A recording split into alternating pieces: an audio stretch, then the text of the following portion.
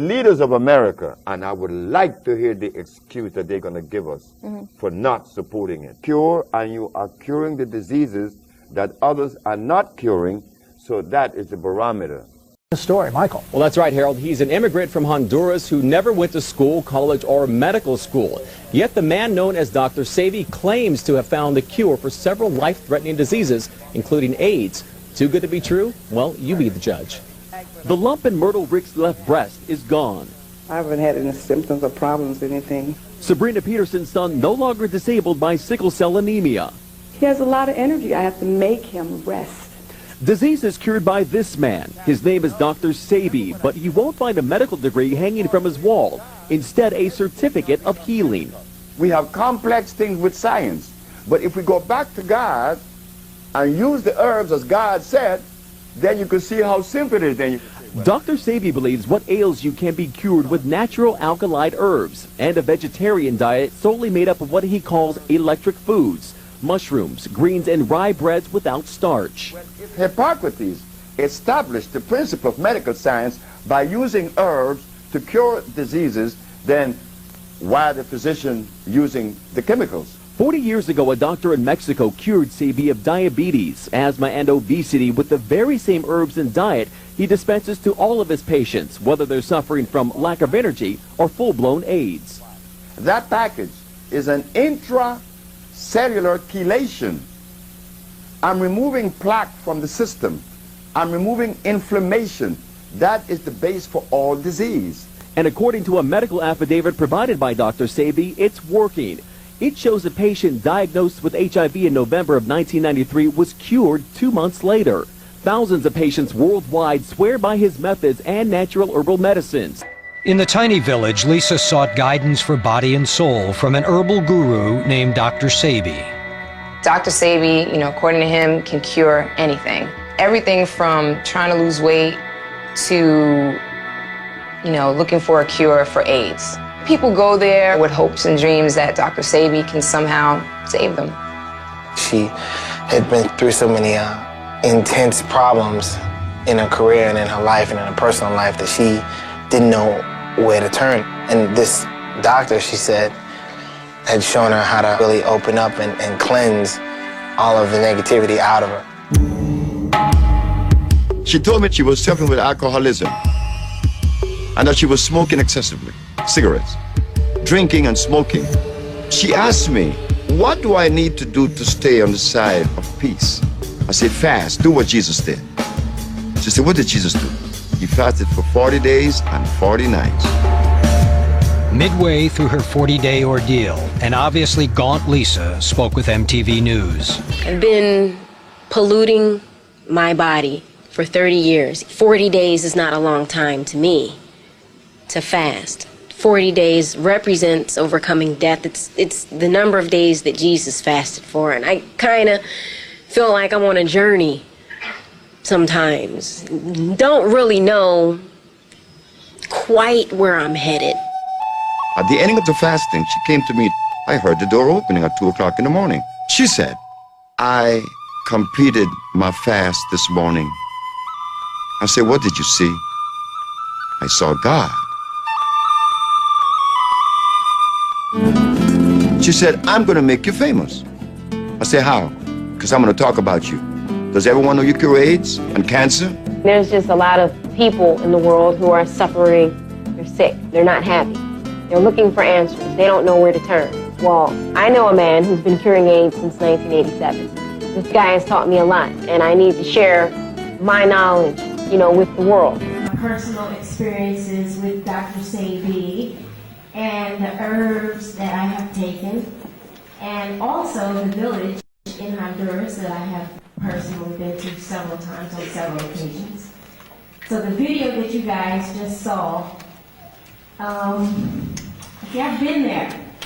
So you have to go there to get the real, idea of what this place is like.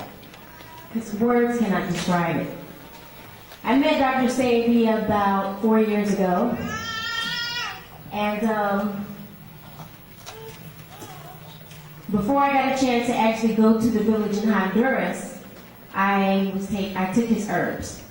Now, he has several herbs, but the ones that I personally chose to take was a 10-day cleanse. And it's because at the time in my life, I kind of felt like the world was on my shoulders. I didn't know what to do. I didn't know if I needed to go to the top of a mountain and scream. You know, I just had a lot going on with myself. And you know, they say when you cleanse, you know, it's not just a physical thing, but it's also like an emotional thing. So I did the cleanse, and before I did the cleanse, I ate everything. You know, I was raised on everything.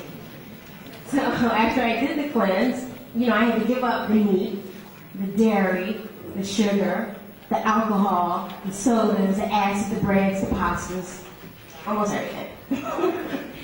But for about 10 days, I lived on juice, 100% juice, water, sea moss, fruits and vegetables, and after a 10-day period, I only needed 4 hours of sleep a night.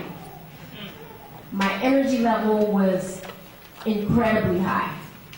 My intuition was on point.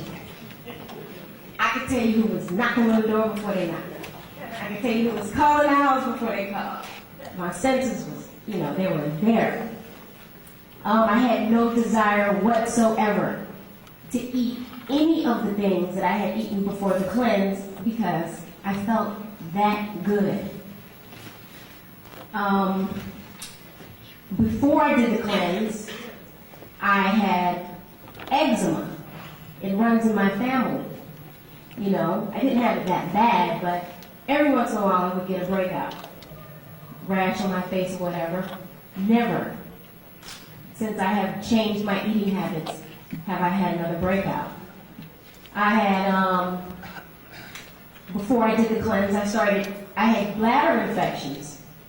And say, once you get one, you know, it's easy to get them again. Man, they were starting to become a real problem for me. After the cleanse, never have I experienced another bladder infection. Before I did the cleanse, they say I was alcoholic. I was even admitted into Charter Peachford, which is a psychiatric and alcoholic rehabilitation center. They make you take these AAA classes, and they didn't really do anything but piss me off. Excuse me. Trying to make me feel like I had a problem or something. But after I did the cleanse, I had no desire to drink whatsoever. So I do credit Dr. Sebi for curing me of alcoholism as well.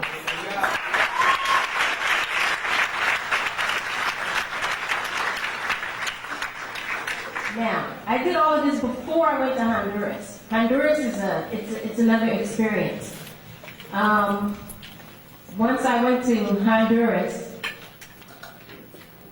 the environment, it's a tropical environment, so it's beautiful.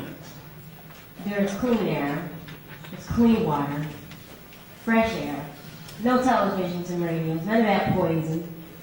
You get to relax, bathe outside in the beautiful sun, eat the food. They have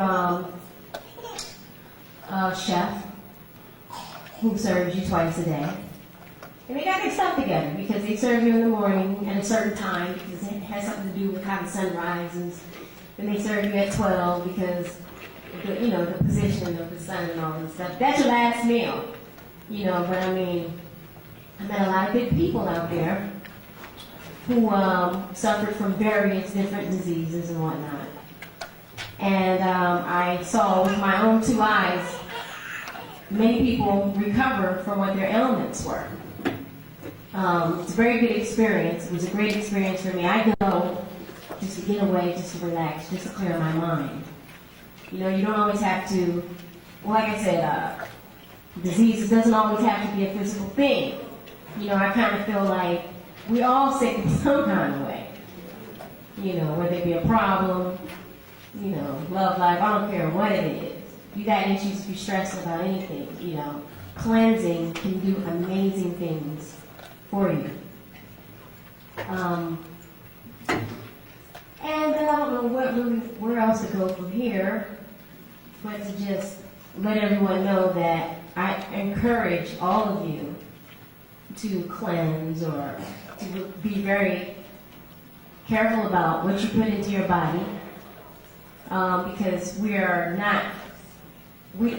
ignorant to a lot of things because, you're always watching television or listening to the radio, we think that the things that they're telling us are right.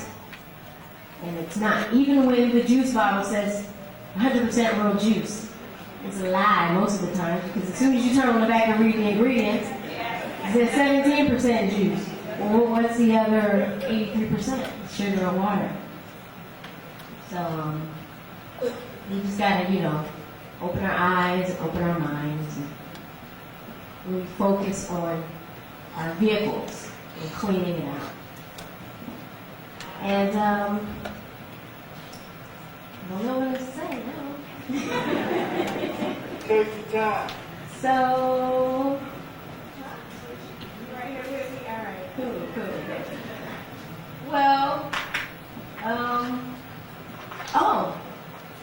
it's helped me in my career, with my music. Yes.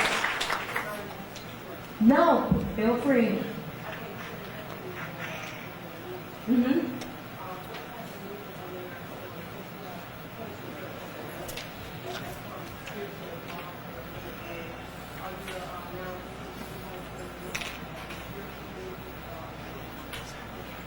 Okay, she's asking what type of music am I going to sing now that I have cleansed and gotten in touch with my spiritual self. Well, my intention is to reach as many people as I can and to spread the knowledge that I have gained. And I'd like to spread that through love and through wisdom, through my music, through cooking. I love to cook. And I think we're going to do a demonstration today. I'm not sure, but I think we are. And if we do, then I'd like to show you guys a couple of things. A couple of quick, healthy treats that we can whip up in the blender. But music-wise, the cleanse opened me up, because his herbs, they get rid of the mucus in your system, they get rid of the toxins in your blood, they get rid of the clear your colon out and stuff like that. So when I sing, it's much more powerful. My voice, the resonance, I'm really tapping into something because I'm open. I feel, oh yeah, the power is there. Yes.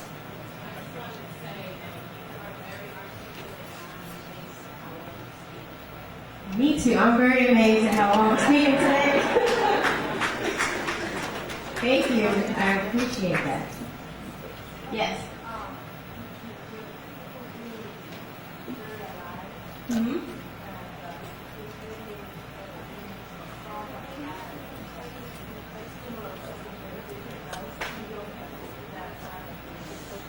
Thank you very much. Dr. Sebi has that same thing. Dr. Sebi walks in the room and it just gets bright. It's like you turn on some light. Yes.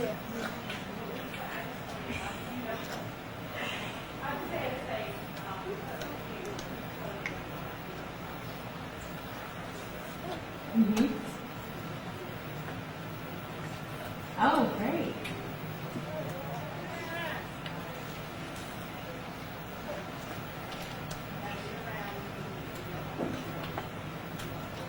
Thank you very much. Thank you. Yes. How did I find out about Dr. Sebi? Well, it says in the Bible, ask and ye shall receive. And that's what I did. I didn't know who I was asking for, what I was asking for. All I knew was I had some questions that needed to be answered. And one of them that was really, really heavy on my mind was the cure for anything. I just could not believe that there was not a cure for, I don't care what disease, especially AIDS. I could not believe it. And about a week later, I was in the studio talking to a producer friend of mine named Michael Anthony. And he just decided to tell me about a man that he knew who had the cure. And when he said those words, I said, there's the answer. He's got to be the one, because I was asking for the real thing, coming to me telling me about this man, and that man was Dr. Sebi. So, yes.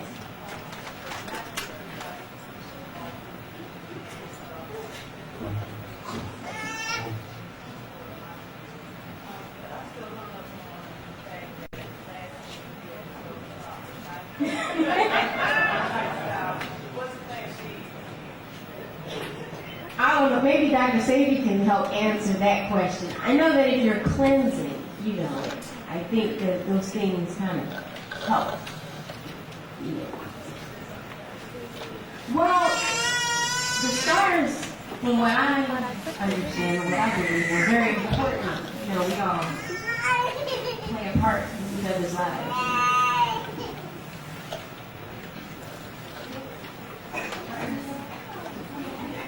I just wanted to add one more thing that I forgot.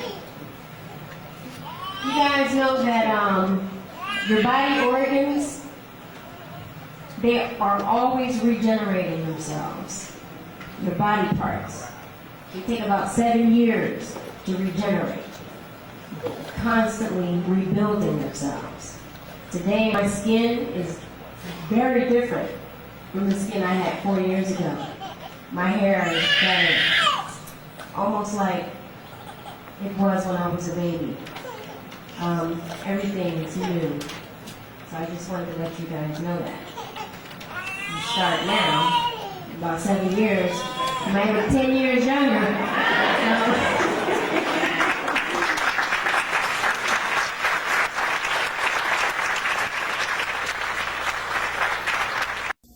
Quick. I was born in Spanish Honduras in the year of 1933. I was born in a small village named Milanga. The boy grew up, never going to school, whether kindergarten, high school, grade school, or whatever. Became a merchant seaman. But by the time he became a merchant seaman, he was very deadly ill. He had diabetes. He had asthma from birth. He was impotent at 28. And at 30, he had diabetes, asthma, obesity, and insanity. And with the help of Mexican people, I was cured. I decided to enter the field of natural medicine. Can I interrupt you for a quick second? Of course. I'm sorry. When you started off, you were referring to yourself in the third person, and you switched to the first person. Do you see who you were earlier in your life as sort of a different person, as though you've sort of become yourself in the second half of your life? I was always a different person. I disagree with everything. I disagree with everything. Everything I heard, I disagreed with. Right. And I was 14 years of age when I said I was going to work. I was working since I was 11 because my grandmother raised me. And she was my responsibility to take care of paying the rent, buying her clothes, buying her food. So, but I was tall and I was very, I suppose, sensible. So I just grew up, and at 14, I made a statement that I was going to do something to help humanity. But when I made that statement, I also knew that I was going to come up against the established or prevailing philosophy of life. That I knew at 14 years of age. But I didn't know that one day that I would become the person that I'm known for today as being the healer. I didn't know that. But even before I became the healer, you know, I didn't have a girlfriend until I was 21 because I disagreed with what I saw. And even now, my interrelationship with women, I don't believe that there is a woman that could rightfully say that they love me because of the way that I live and the way that I see things. And I'm not really upset or bothered by that. But I live different. I see different. I feel different. And I don't like to share that with most people because it is so far away. You know, you don't want to disturb anyone. But even the healing that I bring to the world, look at that. When my first patient, my very first patient, I was a steam engineer. working for the county of Los Angeles. And this blind man had heard that I was experimenting with these plants. And his neighbor said, well, why don't you take it? And he took the plants, and in 2 days he was seeing. And he was blind for 11 years. That shook me, because I couldn't explain to the world the mechanics behind this blind man seeing. What were your thoughts when you formulated the compound? Right. The way that the compounds came into existence, was being a steam engineer, I knew that the pH value, the pH factor, had a lot to do with healing. And the herbalists then, like the herbalists today, are unaware that the pH factor has a lot to do with it. Meaning this, I said that if God tell us that the herbs are for the healing of the nations, in the book of Genesis, in the book of Ezekiel, in the book of Exodus, and the book of Revelation, it says that the herbs are for the healing of the nations. Then as I go further into the history of medicine, this is what I found, that the great Hippocrates used herbs to cure disease, and that he cured every disease known to man. This man was curing every disease in Greece 365 years before Christ was even born. So when people tell us that only Jesus heals, you remind them that Hippocrates was here long before he was born, 300 years. So I said, if Jesus cured with herbs, Hippocrates cured with herbs, and God said the herbs, then what's up? Why aren't we curing with herbs today? So I said, one day when I went to work, my wife and I was talking all night. We were engaged in this conversation about these herbs. So Ma said to me that there could be something locked someplace that prevent us from accomplishing the goals that Jesus Christ and Hippocrates accomplished. When I went to work that night, I found it. I laughed. Oh, I was so happy. I was extremely happy because I said, it is required of us to maintain the pH at 6.9. At 7, which is the neutral zone, pH of 7 is neutral. And if it is slightly on the acid side, it's 6.9. And the reason why we maintain the pH at 6.9 is to keep the tubes of the boiler clean, that there will be no life form in there. But if the pH is 7.1, oh, now you're going to experience life.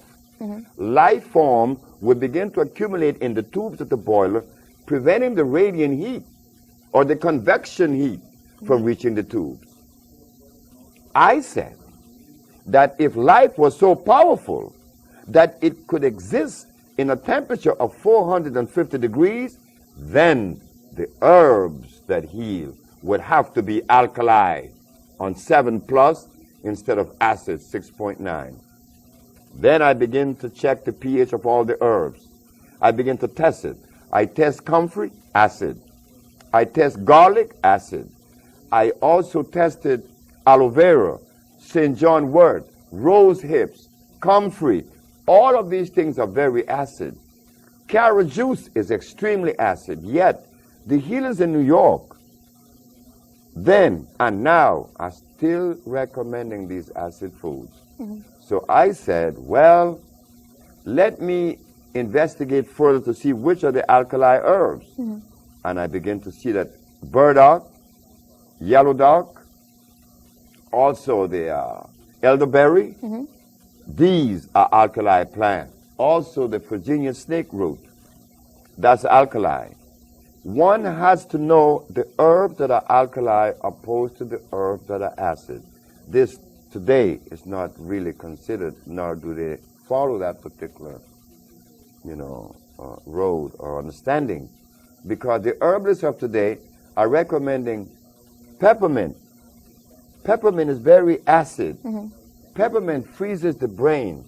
Some even recommend peppermint oil. Peppermint oil is extremely caustic. So now we have this kind of information in front of us being disseminated and carried out. So there's confusion in the population. But the one thing that my supporters or the people that helped me, that counseled me, they said to me, Sebi, the one thing that you have in your favor is that you have cure and you are curing the diseases that others are not curing. So that is the barometer that tells us that the acid herb that they're using prevent them from reaching the goal that they're pursuing. It was my steam engineering experience that helped me in herbology to understand the herb that God made. Yes, it has to be made by God. If we eat something that God didn't make, we are running the risk of disease. Then we're going to be angry. Like I were at only 30 years of age, I was extremely angry. So I didn't know that I would. My mother wanted me to be a preacher. And I didn't want to go into the church. I said, who, me be a preacher? No, I'm not going to be a preacher. And look what I'm doing now. Look what I'm doing. My mother, I called her on my birthday 2 days ago, and she was laughing. She was laughing. She said, you see, what I wanted you to do, what I see you doing, you're doing it. Only because people are being healed. That is the work of a shepherd. So if we were to sort of go back and trace everything, as a young man, you had a sense that you would heal people. You didn't know quite how you would do it. You went through to become a young man in your early 20s, and you were still unhealthy yourself, but you started to look into herbs. No, I didn't look into herbs in my 20s. I didn't know anything about herbs in my 20s. No. I made a statement at 14 that I was going to do something to help humanity. But I didn't know it was going to turn out to be these herbs. So when I was sick, I was 30. Okay. And I got the help from the Mexican that helped me. And then I proceeded to pursue it. And I was working as a steam engineer at the time that every day I would go to work and God would talk to me and said, how could you be healed of all those dreadful diseases, and you're going to hold that from humanity? And I would go to work and I would see these turbines and these condensers and these boilers, and I would get so angry. And that was when I stepped up my research. You would see these boilers, what would make you angry about them? Because I want to get away from them, because I want to go into the herbs. Okay. But I was then 47 years of age. I was 47. And I was 10 years on the job, seniority. And I was making a lot of money. And I had a wife and 2 babies and 1 on the way, and I quit my job. God said, you're going to quit. If you're going to starve, you're going to die starving, but you're going to quit this job. And I left, and I was put in jail, and, you know, all the whole bit that happened to me in New York. I was arrested in St. Martin one night. I was taken to jail in Curacao. Oh, it's been a journey, but it's been nice because it was like a test. I remember being down to only $400. When I started this business, I only had $400. I started this healing journey with $400. And here I am today. A little girl in New York named Haja that was brought to us with a hole in her heart. She's now 16. A little girl was brought to me in Atlanta that was blind from age 8 to age 11 with a tumor on her frontal lobe. She no longer has the tumor on her frontal lobe. Her name is Mecca. And there's a little girl in Minnesota. Her name is Akila Stroud. She no longer has sickle cell anemia. And a month ago, I gave a lecture in New York, and a young lady came forth and said, well, I don't have lupus anymore. So these kinds of things tells us that we, the black race, has the answer to the world's health. We have the answer to their disease state. But we are afraid to take that responsibility because we live in fear. We fear. We scared the white man. We're scared of God. We say that we fear God. I don't know why people fear God. Now, is it possible for one group to have the cures for the world? Because part of your philosophy is, or I don't want to say your philosophy, part of your outlook or your beliefs is that people are at their healthiest when they're eating foods that come from the region of their ethnic origin. That's not happening. Right, but that's what you believe. No, I don't believe that either. What I believe is to eat food that came out of the product of life itself. I don't care whether you're Chinese, Eskimo, Arab, or what. If you eat something natural, you're going to be healed. But do you believe that that people, for instance, that black people should not eat foods that are not Oh, indigenous no, to that's a Africa? horse of a different color. Black people should not eat Chinese food because Chinese food or even Caucasian food. There is a book out by a man known as Pablo Arriola, and he is known to be one of the most distinguished nutritionists in the world. And he said that if your ancestors are from Africa, your body is not programmed to digest milk. But if you are European, yes. So right there, they're telling us that there's a difference in the genetical makeup of these two individuals.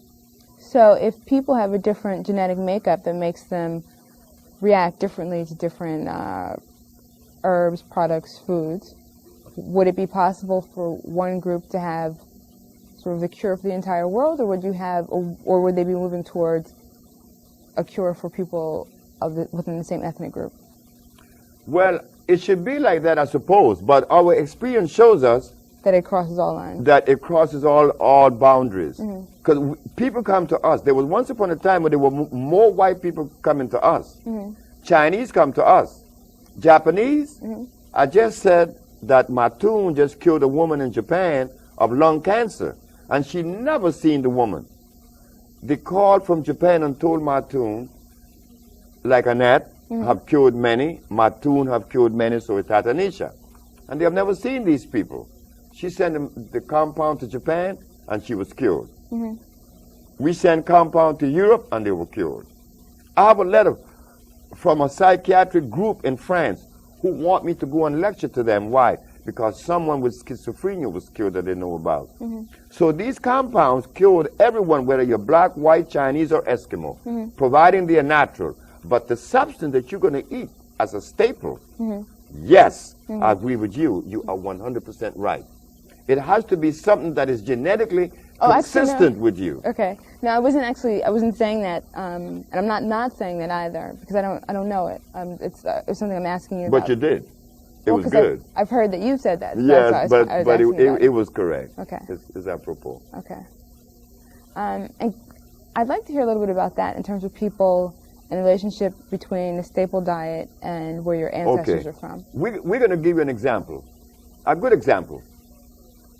From the day that God created this universe and made black people, how many years it has been since God placed black people in Africa? Do you have any idea? The anthropologist has no idea, but they would spout out these numbers for you, that God made the universe 9.5 billion years ago. So the other is, when did he put black people in Africa? They say 1.5 million years ago. But what was the food that God placed in Africa for these people? Certainly, it could not have been potatoes. It could not have been rice or beans or yams or chicken or hogs or cows. It could not be a goat or a lamb, because all these things are hybrid. God did not make these things. These things came just recently, only 4,000 years ago. So what were we eating in Africa before we were taken away? What were we eating in Africa before there was an invasion by the man from Europe? We simply do not know. And it is because we are unaware of this diet that God made specifically for us. This is why we're angry today and we're so divided. Everybody's laughing at us. They're laughing more at me. On the airplane, the pilots came to see me a few weeks ago when I was in the plane before 911, and they were looking at the brochure that I had that says that AIDS has been cured, and herbalists cure AIDS, and the Supreme Court of New York cannot deny, can't disagree. They were laughing at me. Why? Because you are not supporting me. so they think that I'm a fake. Because if it was a white man curing AIDS, the captain said, the whole white race would be supporting them, but my race is not going to support me. The leaders of America can't do it. Farrakhan can't do it. Jesse Jackson can't do it, because they were not designed to do this kind of work. They were designed to lobby and to talk and to, like Mr. Al Sharpton, he likes to make people march. That's cool.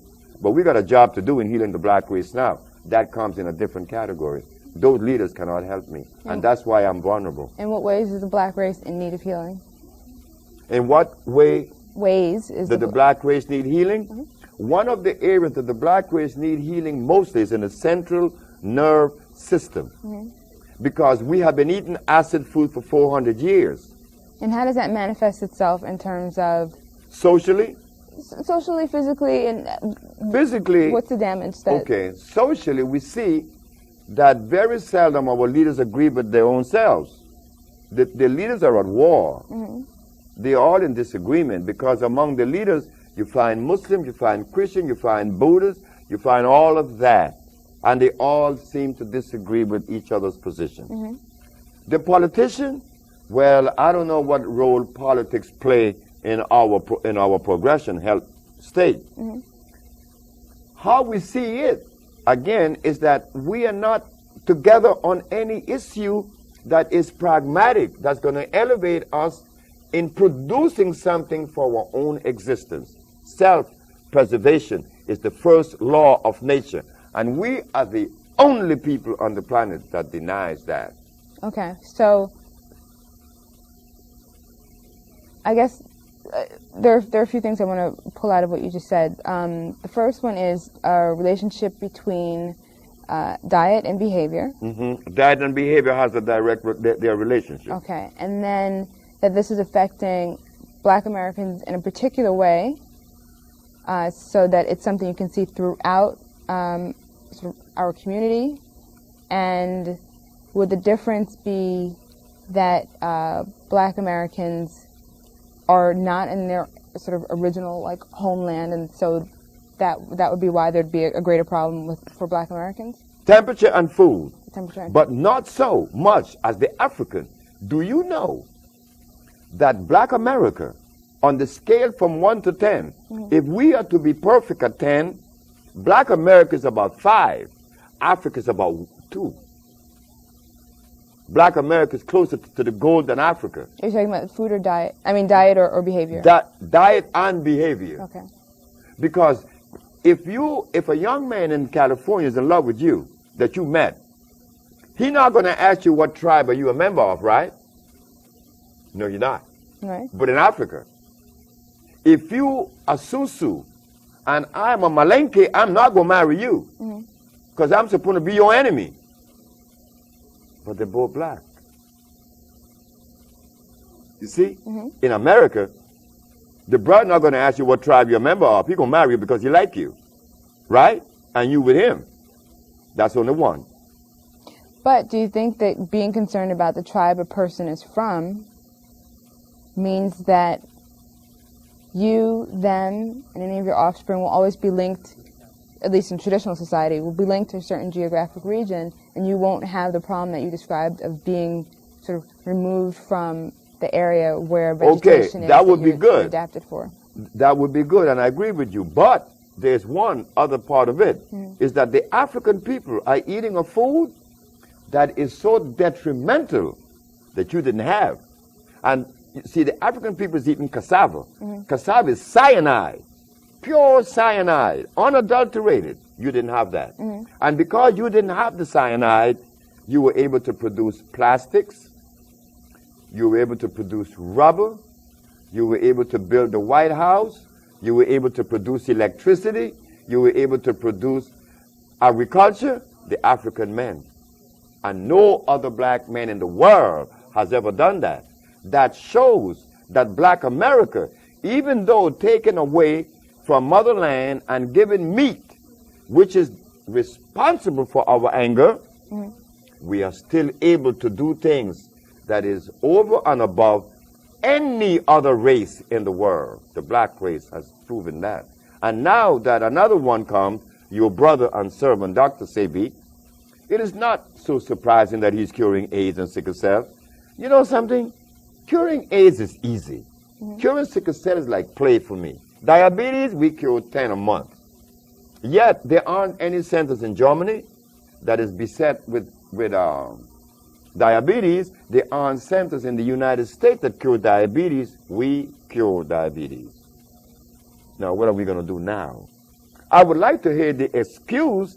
I would like for someone to take this particular entity to the leaders of America, and I would like to hear the excuse that they're going to give us for not supporting it.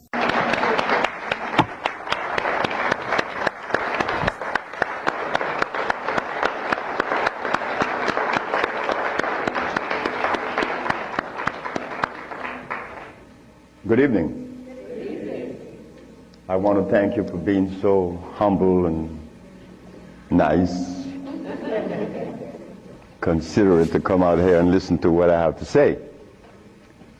But what I have to say is mine. It was never mine. It's ours. I never believed that I would find myself in front of an audience having to talk about a subject that we all once knew. A subject that is as old as creation. And if you want to see what I'm talking about, we have to just take a look at the zoo. The zookeeper doesn't feed the gorilla the food of the polar bear. Am I right? So how come we eat the food of everybody?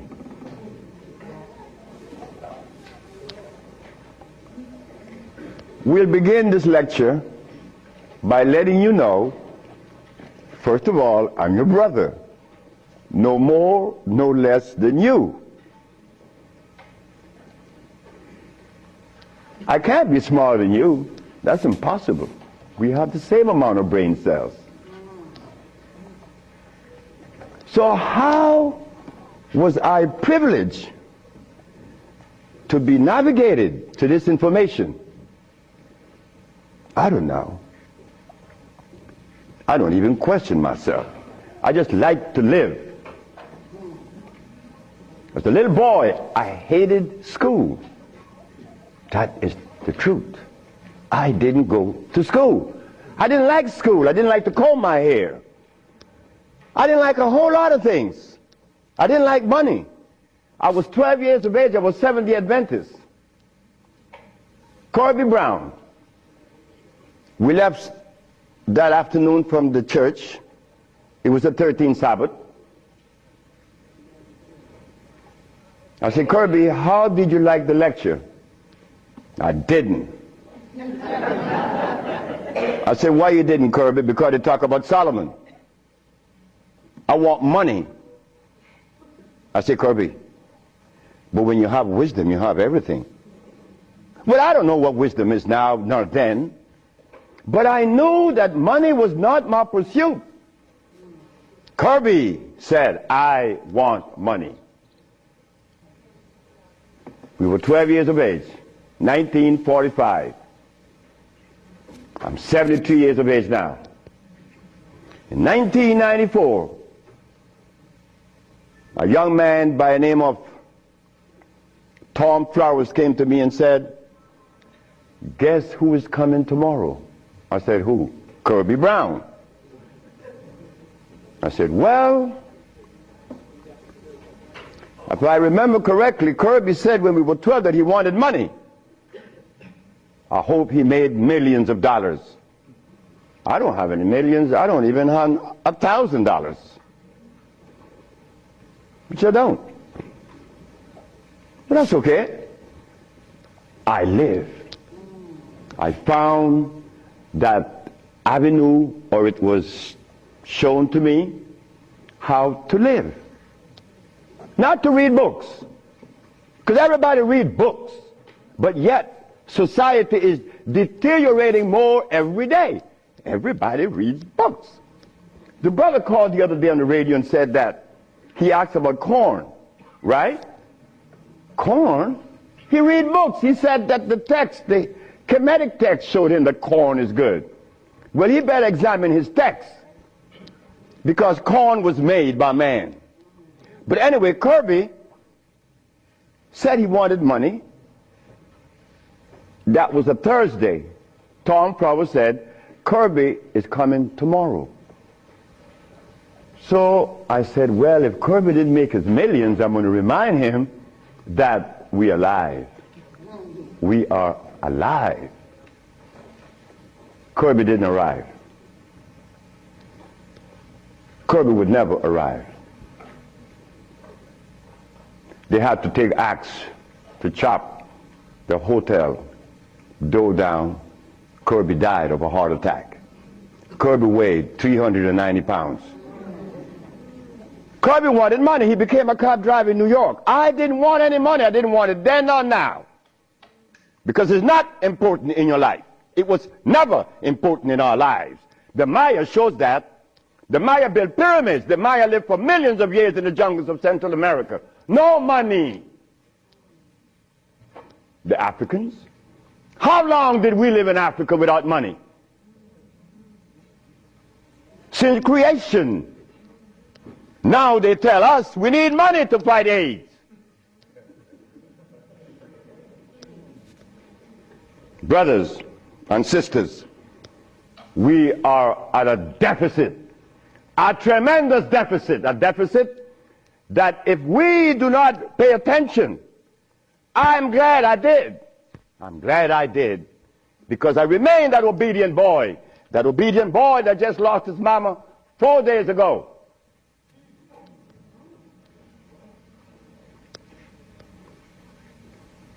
I listen. I listen. But to listen, you can't have a philosophy in your head.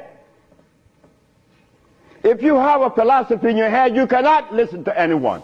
I was there. I was a Seventh-day Adventist. I listened to no one but those things that came from the church. Well, if I was to listen to the church today, the Seventh-day Adventists, I'd be eating tofu. I'll be sick. You see? I'll be eating tofu. If I had gone to school, I would have become a medical scientist. I wouldn't have been able to cure AIDS, because they do not.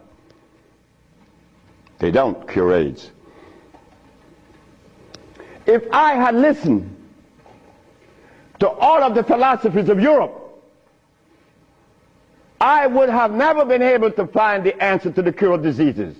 But today, I'm going to share with you the African wisdom, the African brain, the African genesis, the African resonance, something that was never taught to us in the schools. Well, why should we expect the school to teach us something that would enhance our growth and save our lives? Why should the school teach you that?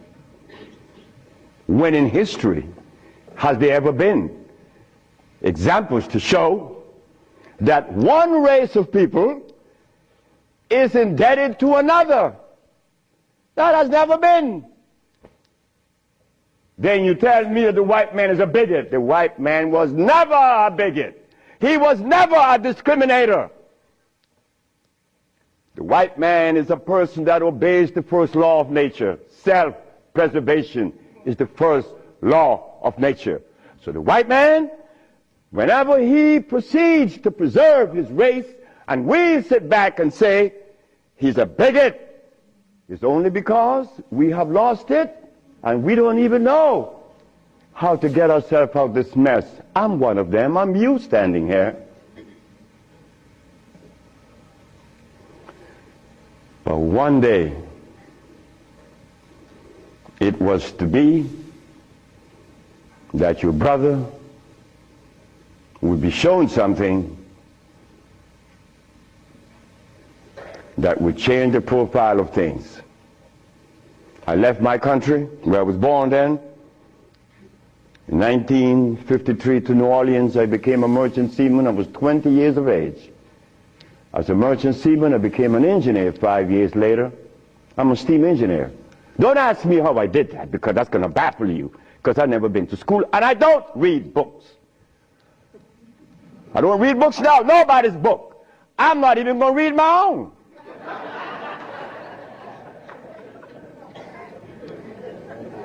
Because all the book readers come to me asking me, how did you cure AIDS?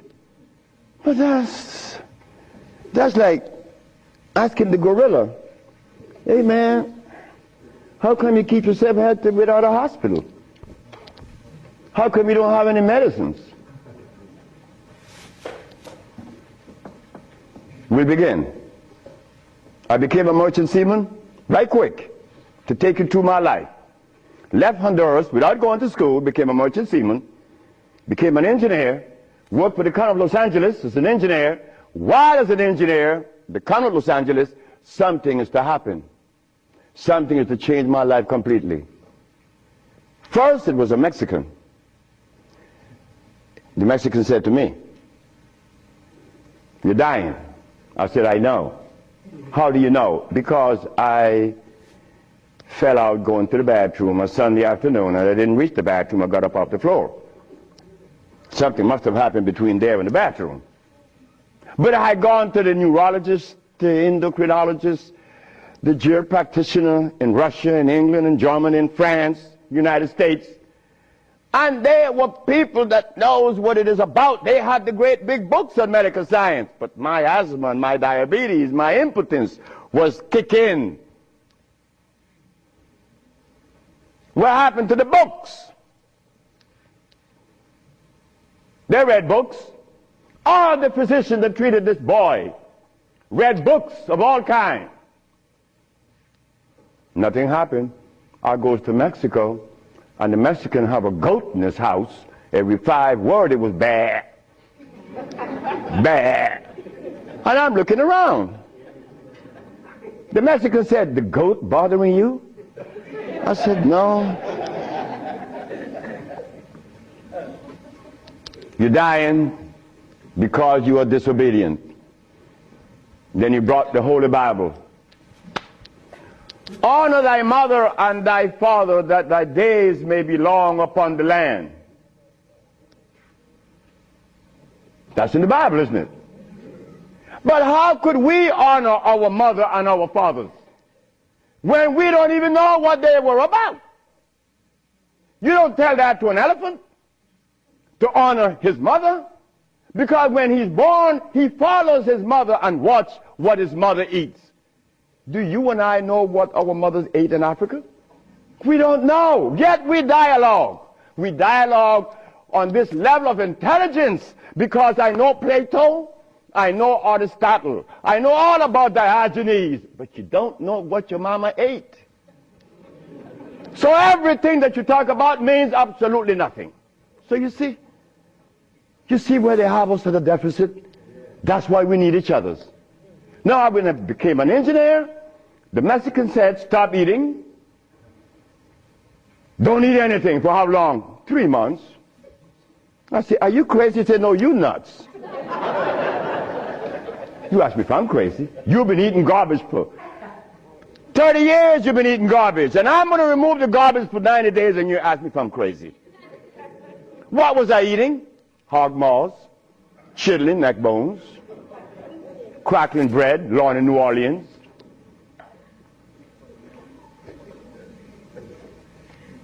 Eggs, because the grown-ups told me when my penis wasn't getting hard, eat eggs, drink raw eggs.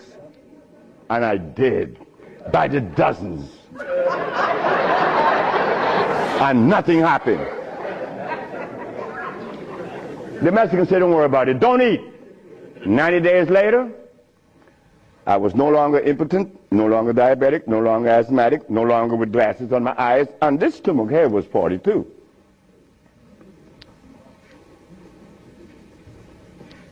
What happened to the science that the physicians were using, medical science? It didn't work, isn't it? But it worked with me. The herbs work with me. This Bible says,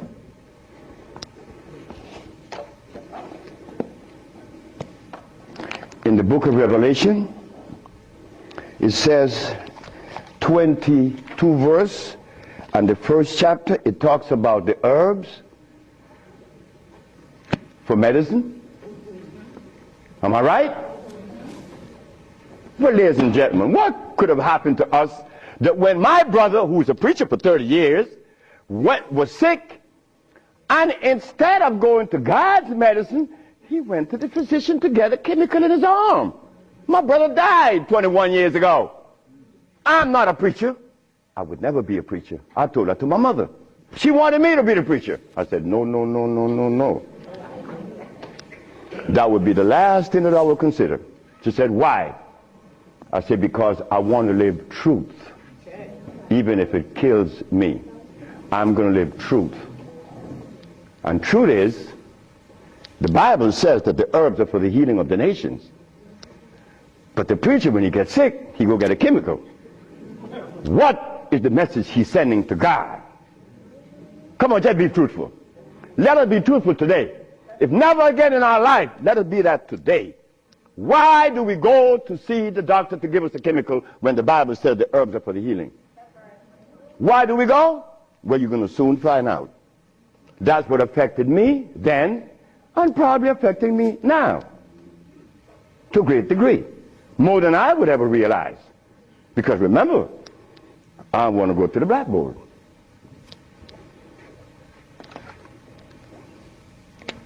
Roughly speaking, Africa. Way overhead, we put America.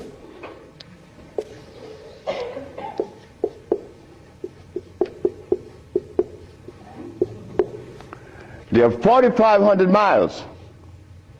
What happened between here and here? A lot happened. You see, when we were here, without the mathematics, without the ABC, without the sciences, when we were here, we had something to our advantage that we no longer have here. We are blind here. Here we weren't. We were seeing. Why? Because God provided us with everything we needed here. And none of it was comfrey or rice and beans. There were no tofu. There were no soy there. There were no cows. And there were no hogs, no chicken. There were no flour. Those things didn't come from Africa. You see rice and beans and flour and cheese and meat and the starch that you eat, they all came from right here, from a laboratory.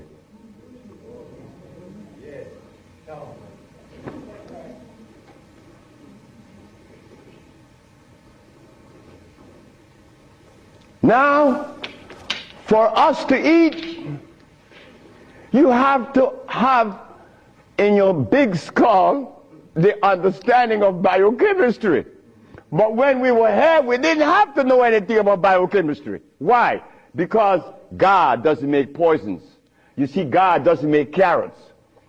Well, let me put it here. Stop the garbage.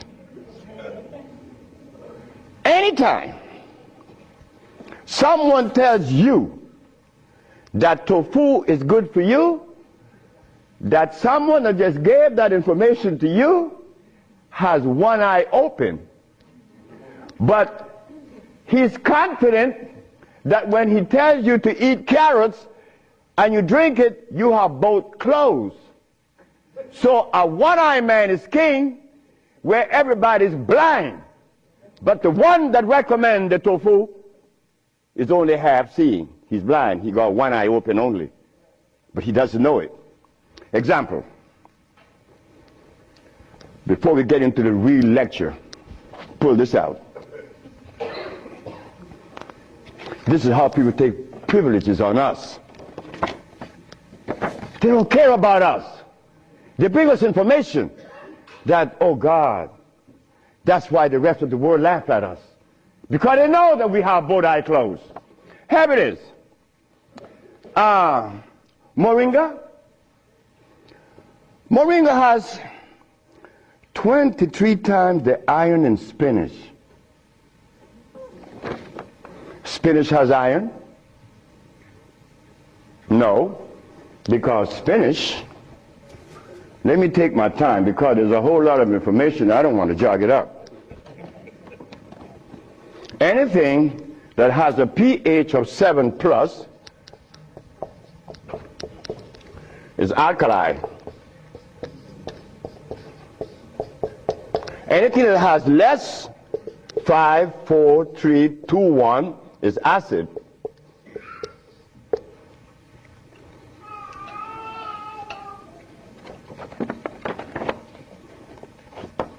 Spinach.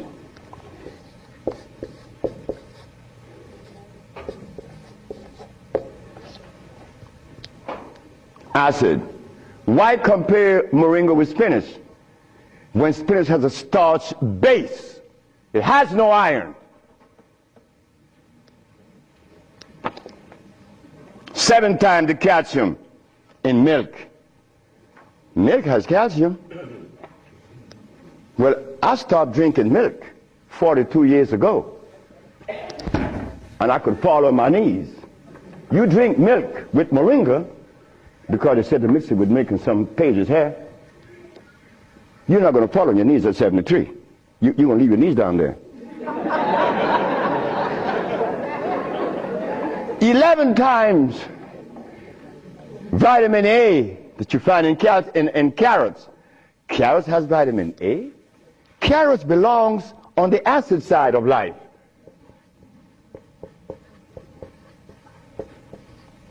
So right there, and they send it to mix with carrot juice. Why would they do that?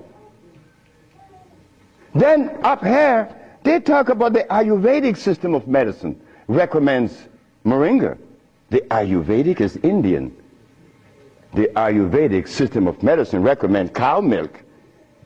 The Ayurvedic system of medicine has never cured any disease, nor moringa, nor any other system in the world. You know what this is like? When Steven Seagal tells me to come to his house because he had a headache for 5 years. Well, I knew why the headache was in his head. It was removed in less than 10 minutes. He had the bottle and said, "This bottle is powerful." I said, "Yeah, powerful, huh?"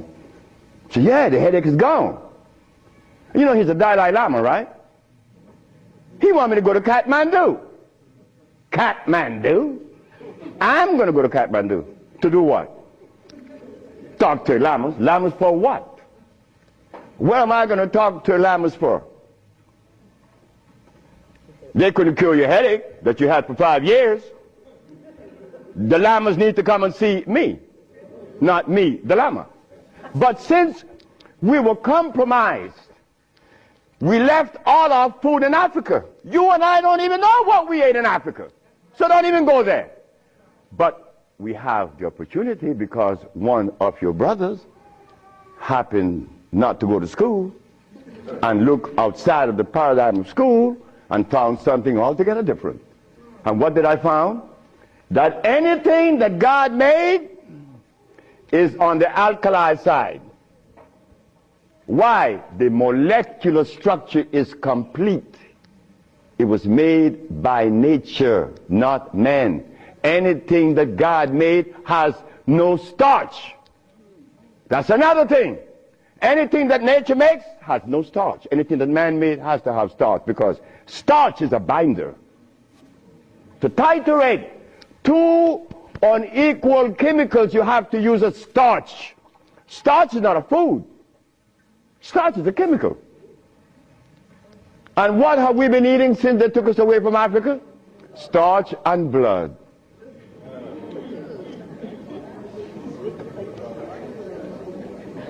Starch and blood. We didn't eat blood in Africa. Gorilla doesn't eat blood. He eats leaves and berries. But gorillas are sane. They listen to each other and they have a society well put together. Well, Sebi, when he became the engineer and he found out that the pH value of things had a lot to do with healing and the properties that's to be used, I was happy. I used to run home. Guess what I found? I found that the herb that everybody's talking about is acid, and everybody's using it. What herb is that? Comfrey. She said, what? I said, yes, it's on the acid side. And so is rose hips, enchilesia. What about golden seal? That's right, golden seal was made. It's like the stick that you put in your mouth. They call what? What they call it? The chew stick. What they call it? Liquid stick. Everybody have liquid stick in the mouth, right? But liquid stick was made. It has 50 times more sugar than does sugar itself. It has glycerinic acid.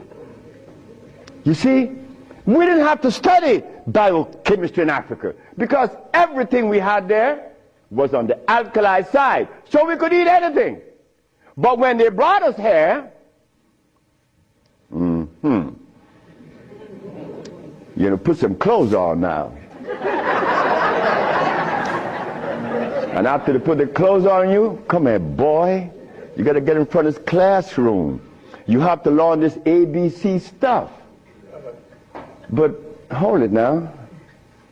Gorillas doesn't take their cubs to be trained by polar bears. Gorillas train her own cubs. The gorilla way. But no. You and I, our parents couldn't do better. They had to take us to the school because they wanted to save us, you know, protect us, because that's mother. Mother doesn't want child to suffer. So mother was shown that if child didn't go to school, they'd be illiterate, and the society is made up where you must go to school if you want to buy a Mercedes. But in our society, school, what you mean by school? We don't have such animal. We build things. And those who've been to school can't even build the pyramids today. Not in Honduras, not to mention the pyramids in Mexico. They're 4 times the size of the pyramids in Egypt. Oh, yes. I know Ben joking, I didn't talk about that. But that's okay. Because he needs help like I need help. We all need help. So the school that we thought was going to be so equitable, so useful, has become a deterrent. Because those that have been to school doesn't cure anything. How did I learn and I didn't go to school? Easy. You know, we baby-aged kids, we don't die. Right? We do it. I'm not wiser than you. I may be more mischievous than you. I know that because I do some mischievousness that you would not believe. But anyway, as an engineer, I went to work one night and I began to test herbs. And I begin to see that all the herbs that you guys are using are acid, every single last one of them, except for burdock, yellow dock. They're natural herbs. And the other one, which is the red clover, that's a natural herb. You know, they're alkali. They're very good. So I begin by compounding herbs from all over the world. And lo and behold, a blind man was killed named Mr. Fredericks. Then the Japanese, Fred Takashita's wife, was killed of endometriosis. She had a baby. She was never supposed to have a baby. It's a white lady from Utah. My boss brought his daughter and his brother with ulcers. They were killed. The boss came to me one afternoon and said, "So you're going to leave me?" I said, "Yep." He said, "You're going to leave me? On your resume, you said that you didn't go to school. And the only reason why I hired you is that I was curious to find out how could a man have an engineer license, never been to school. I wanted you to fail. But instead, you did something that is extraordinary. Are all black people like you?" I say, "Brett Howell," his name is Brett Howell. "Are all black people like me?" I say, "I'm the dumbest." "Yes, they're all like me and more powerful than me. Well, how come they're not doing what you're doing? You cured the blind man. You cured my daughter's ulcers. Could they do that? I said, they could do it better than me. But why aren't they doing it? Because they're afraid of you. I'm not afraid of God. I'm not afraid of the devil. I'm not afraid of anything, especially you. Because I don't live in fear. So I say, Brad Howell, the black man of America is afraid of you white people because you guys made him afraid of you. And you should not feel good about that. It's not about me hating white people, loving black or hating black. It's about understanding. Nobody's going to help us but us. Nobody in this world, whether white, black, Chinese, or Arab, could help us. It's impossible for them to help us. Why? Because they don't know us. They're not of our genetic predisposition. Look, as a Christian, I used to eat pork. Of course I eat pork, and I love it. But as a Muslim, I eat lamb, which is 10 times worse than pork.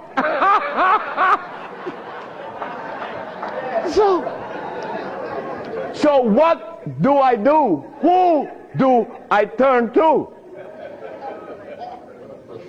So after I quit my job, the boss said, wait just a minute, because I think you're crazy. You're leaving your job as a steam engineer in 1980, when herbs in 1980, I'm making $2,900 a month. I'm going to leave my job with 10 years seniority to come after some herb that you didn't like. Why did I do this? I had to do it. It wasn't that I could see that far. I can't see beyond my nose. Talk about years ahead. But I had to quit my job. And I had to question myself, why am I doing this? But I did. And 1980, the boss is looking at TV, 1987, on the 10th day of February, and he see CNN, Alfredo Bowman, a.k.a. Dr. Sebi, is arrested for practicing medicine without a license, selling product not approved by the FDA, and claiming to cure AIDS and other diseases, which is a fraudulent claim. The boss saw that.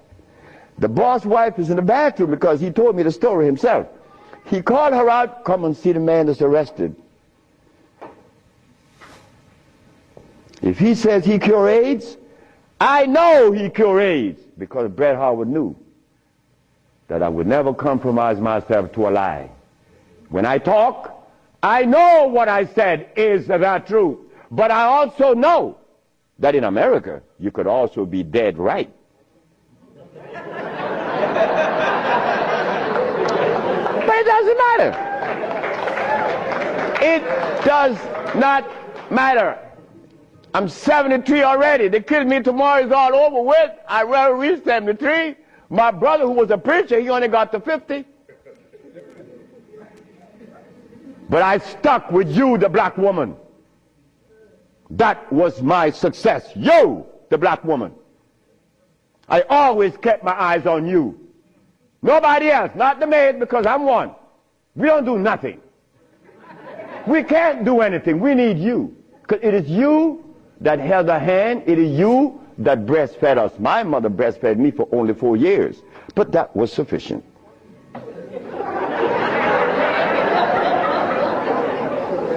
In 1962, two statements was made in a barbershop.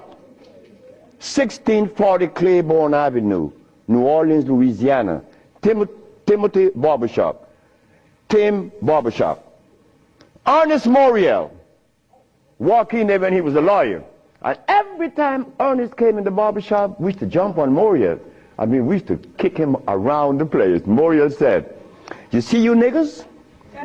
One day, I'm going to become mayor. And I'm going to remember you, Alfredo. That's me.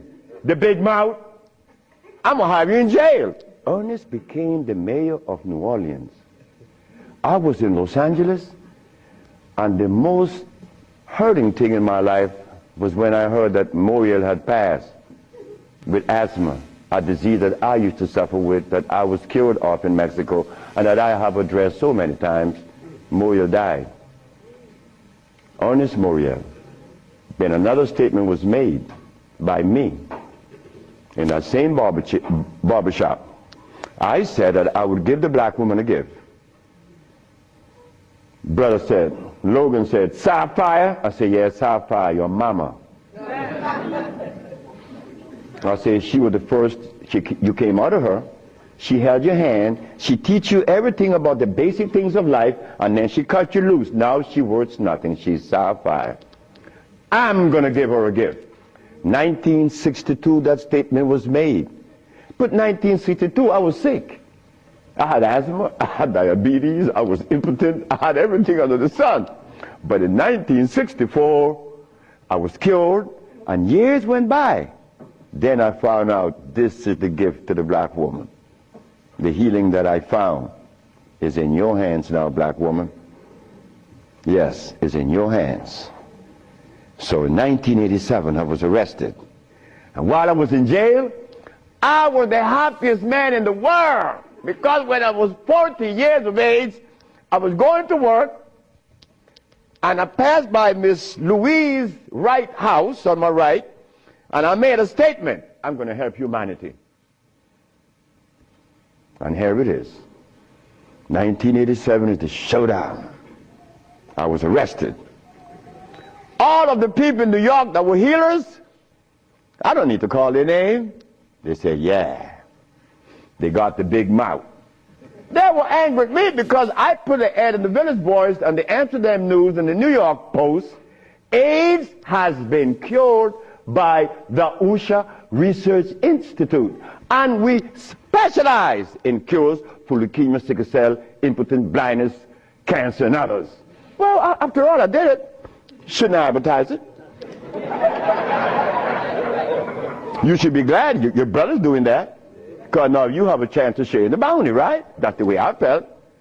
So I'm in jail and I'm wondering, how is the American Medical Association going to escape from this one? You see, in the past, herbalists, when they talk, shh, gotta be quiet. Gotta talk under the table, because the physician may get you. The FDA gonna get you. But we seem to forget the one basic thing.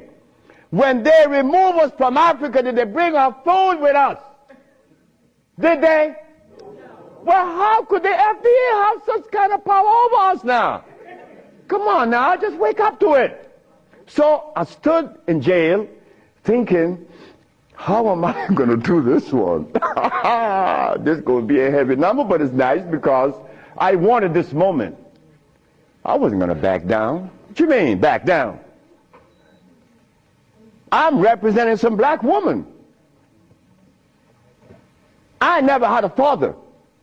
I never had a man in my confines to tell me something. No, I never had a stepdaddy. I had a woman. And then another woman, my grandmother.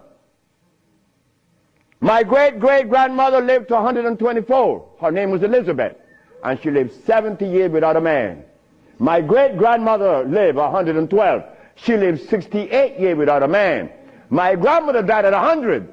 And she lived 50 years without a man. My mother died 5 days ago. And she racked up 40. My mother died while I was coming to see you. I didn't turn back. You know why? The relationship with me and my mother was one of love. And she would have never wanted me to be there. My brother told my mother when I was about 10 years ago, he told her, yeah, you didn't like me. You didn't give me any love. You didn't give Fred any love either. That's me. So my mother said, what you say? You gave all your love to the pastor, not to Fred and me. My mother said, like, Fred, are you in on that? I said, man, this boy was talking garbage. See, he told me he's serious. I'm never serious. I don't know what it is to be serious. I hear men talk about seriousness. Well, I don't know what you do with that. But my mama said, raise your hand up and open your fingers. Which finger would you elect to take off of your hand? I said, none. She said, thank you. My mother turned to my brother and said, you said that I didn't give Fred any love. Fred, you wanted my love? I said, nope. Didn't want it. I didn't need it. Because my mother knew if my mother ever interfered in my life, I would be upset. I was in the streets by the river all the time. My mother knows, all mother knows the child that need her love, her attention. But she love all. But she knows the one that need the attention. I didn't want my mother attention. And she knew it. But my brother said that she didn't give him any. But the boy went to the 3rd grade. He owns a fishing fleet. He owns an ice factory. And he owns a fleet of planes. And he said that his mother didn't give him love. You see how we could easily make mistakes? Okay. Mother is mother and will always be mothers. The greatest gender on the planet. So while I'm going to court now, and I'm standing, the judge said, get the man out of jail, and I went to his chambers. Judge Shorter said, young man, you mind if I ask you a question? I said, no, sir. Why did you advertise that you cure AIDS? Well, sir, my mother's alive, Africa exists, and my face, and I would never offend any of the three. That's why I advertise that I cure AIDS. He turned to the woman at the desk and said to her, ask her, did you investigate this man before you arrest him? She said, no. Her name was Phyllis Spade from the Attorney General office in New York. She said, no. You didn't investigate this man before you arrest him? This man, the response he gave me, he cured AIDS. But AIDS is the easiest thing to cure. People think that AIDS is difficult. To me, everything is easy, and to you it should be too. And I'm going to show you why it's so easy.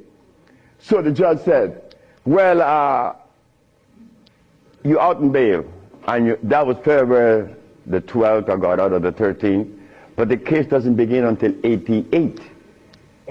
September, I have a year and 8 months. Why the judge gave me so much time, I would never understand. So I waited. Trial date. This is where the showdown with black and white. Not better or worse. We are not better than any white man or Chinese, no. We just happen to be different. That difference has never been treated by any religion or philosophy. There is a difference that needs to be understood. So while I went into court, the judge said, well, Dr. Sebi, will you please begin? Where do I begin? Begin where you say you cure AIDS and the physician say there's no cure. The physicians are 100% right. There is no cure for AIDS or any other disease. The judge said, just a minute. There's a contradiction here. The newspaper says that you cure AIDS. Then you agreeing with the physicians. That's a contradiction. No, it's not. When you're limited, it is. But when you leave out the box, it isn't. She said, help me. She said, of course. The physician take the position that there is no cure for AIDS or any other disease, and the physician are 100% right, according to their philosophy and their perspective. Their medicine didn't show them a cure. So how could they say that there is a cure? But the perspective that prepared me, there is cure for AIDS and every other disease. Oh my God, when I said that, the physician jumped up. Your Honor, Dr. Victor Herbert said, Your Honor, what other perspective could there be? After all, you know, this patent on us, the FDA has a patent on us. You cannot talk. The FDA talk, you shut up. Oh yeah? Well, I'm gonna find out. So, The judge said, what perspective is yours? Dr. Victor Herbert, Dr. Bonanno, and Dr. Christopher said, how could there be another? I said, there is another, Your Honor. And what is the other? The African bioelectric cell food. I've never heard of such a thing. That's what the physician said. He had never heard of the African bioelectric cell food. I said, of course. But we have to remind the good physician that he have not heard of a whole lot of other things. But that doesn't deny the existence of the African biomineral electric cell food. What is it? The allopathic claim that there are multiple diseases. The African biomineral balance negate that position. There's only one disease, never been two. The allopathic claim that to treat the multiple disease you must use a chemical, which is violating God. Right? The African biobalance said no. It's a nutritional approach, electric food. Your Honor, I told you that this man was insane and unscientific. He said there's only one disease, but there's only one. Remember, I'm the boy that didn't go to school. I'm going to break things down to the least common denominator. When I was a steam engineer, I found out that in a machine, thermodynamics I'm talking about, or an automobile, the only thing that could cause this machine to go bad is what? Short circuit, obstruction, overheating. The same thing with the human body. So what did I do? I put compounds together that would cleanse the human body of what? Of mucus. In so doing, AIDS, sickle cell, lupus, herpes, blindness. But it sounds too simple, right? Well, that's not my fault. They have complex things, and then they deal with the complexity. And boy, that's a job. But with us, on our journey from Africa to America, it was easy because the slave master had a ship and brought us over. But getting back to Africa, we get confounded. We can't go back now. We don't know how to go back. We better not even go back.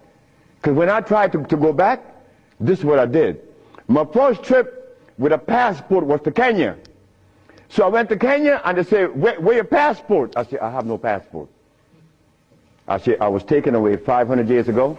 I'm back.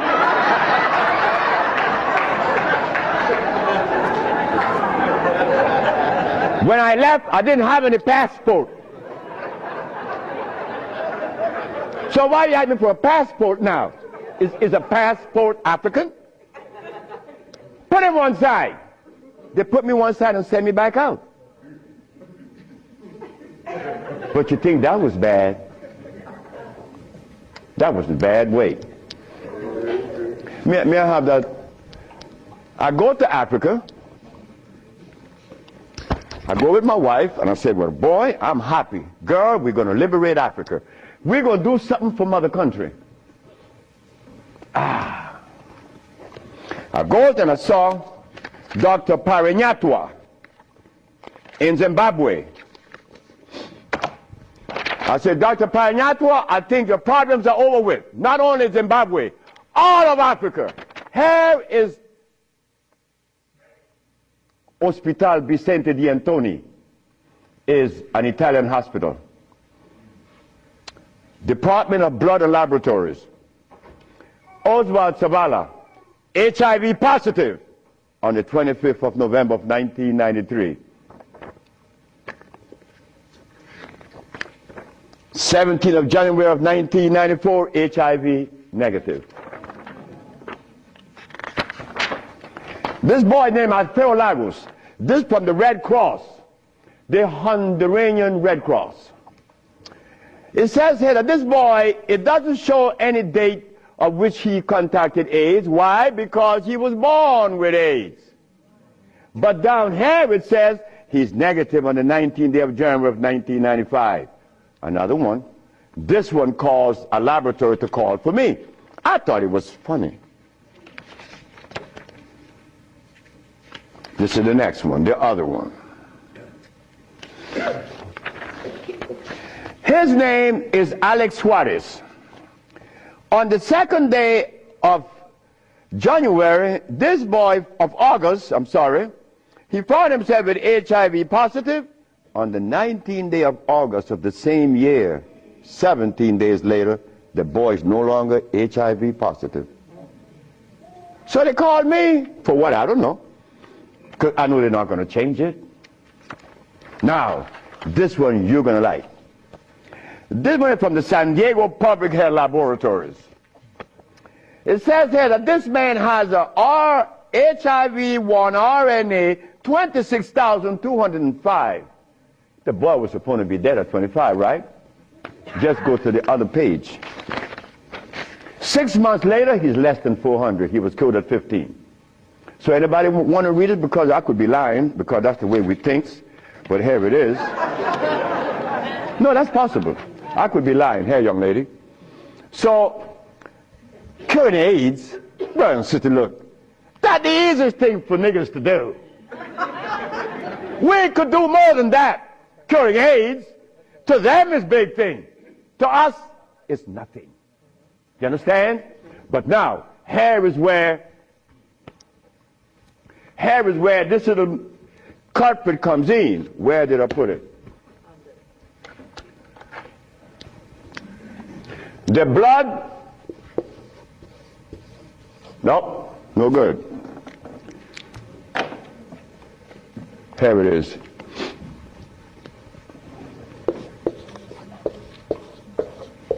Blood and starch.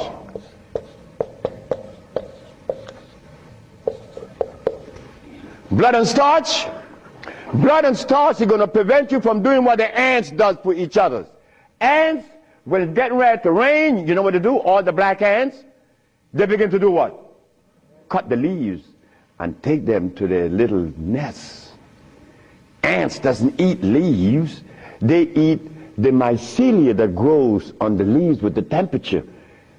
They are farmers, but they provide when it rains. Red ants does the same. But we black people, we can't do that. Because when your brother showed the world that he cured AIDS, why didn't the African countries jump on it? All the African people eat is blood and starch, nothing else. But that is the Africa that you and I dream about. The Africa that we want to save.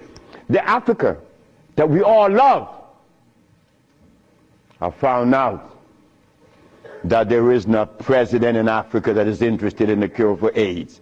Not one. No, I'm sorry. Only one. I'm not going to name the country because I may jeopardize the country. Because the one thing I learned, that when you begin to talk favorable about a country or individual, they're going to soon get him. That is a fact. So I cannot talk about the country that said to Dr. Sebi, Dr. Sebi, whenever you want to return to Africa and begin this new empire, you have 5,000 acres of land and 6 hot springs. I don't need anything else. Hot springs? 5 hot springs with 5,000 acres of land? We could grow food. We could make the best dress. I said, sir, I am not going to come to your country unless I'm able to grow marijuana. He said, marijuana? He said, wait just a minute. He said, I can't do that. I said, well, the compounds I've been giving your nephew that was autistic, that now is talking, was marijuana. And as for you is concerned, when I came here, you weren't walking. You were dying. Now you're running up.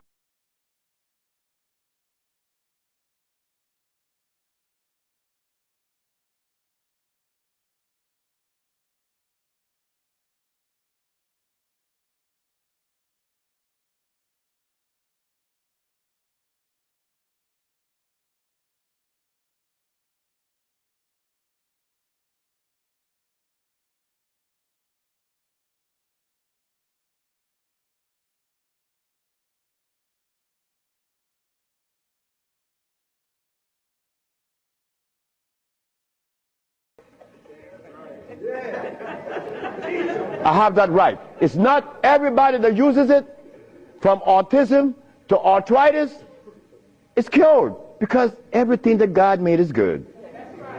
So as I go to Africa, all happy, I came back with my tail between my legs, because it ain't happening. It ain't gonna happen. They're not interested in that. But the one thing I noticed today and yesterday, and you may have heard it, President Clinton and Sanjay Gupta, they found the end of AIDS.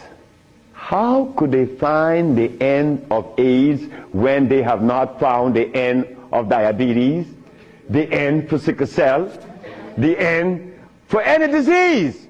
But they're going to tell us that they're going to bypass these lesser diseases and jump on the major one, and they got the cure for it.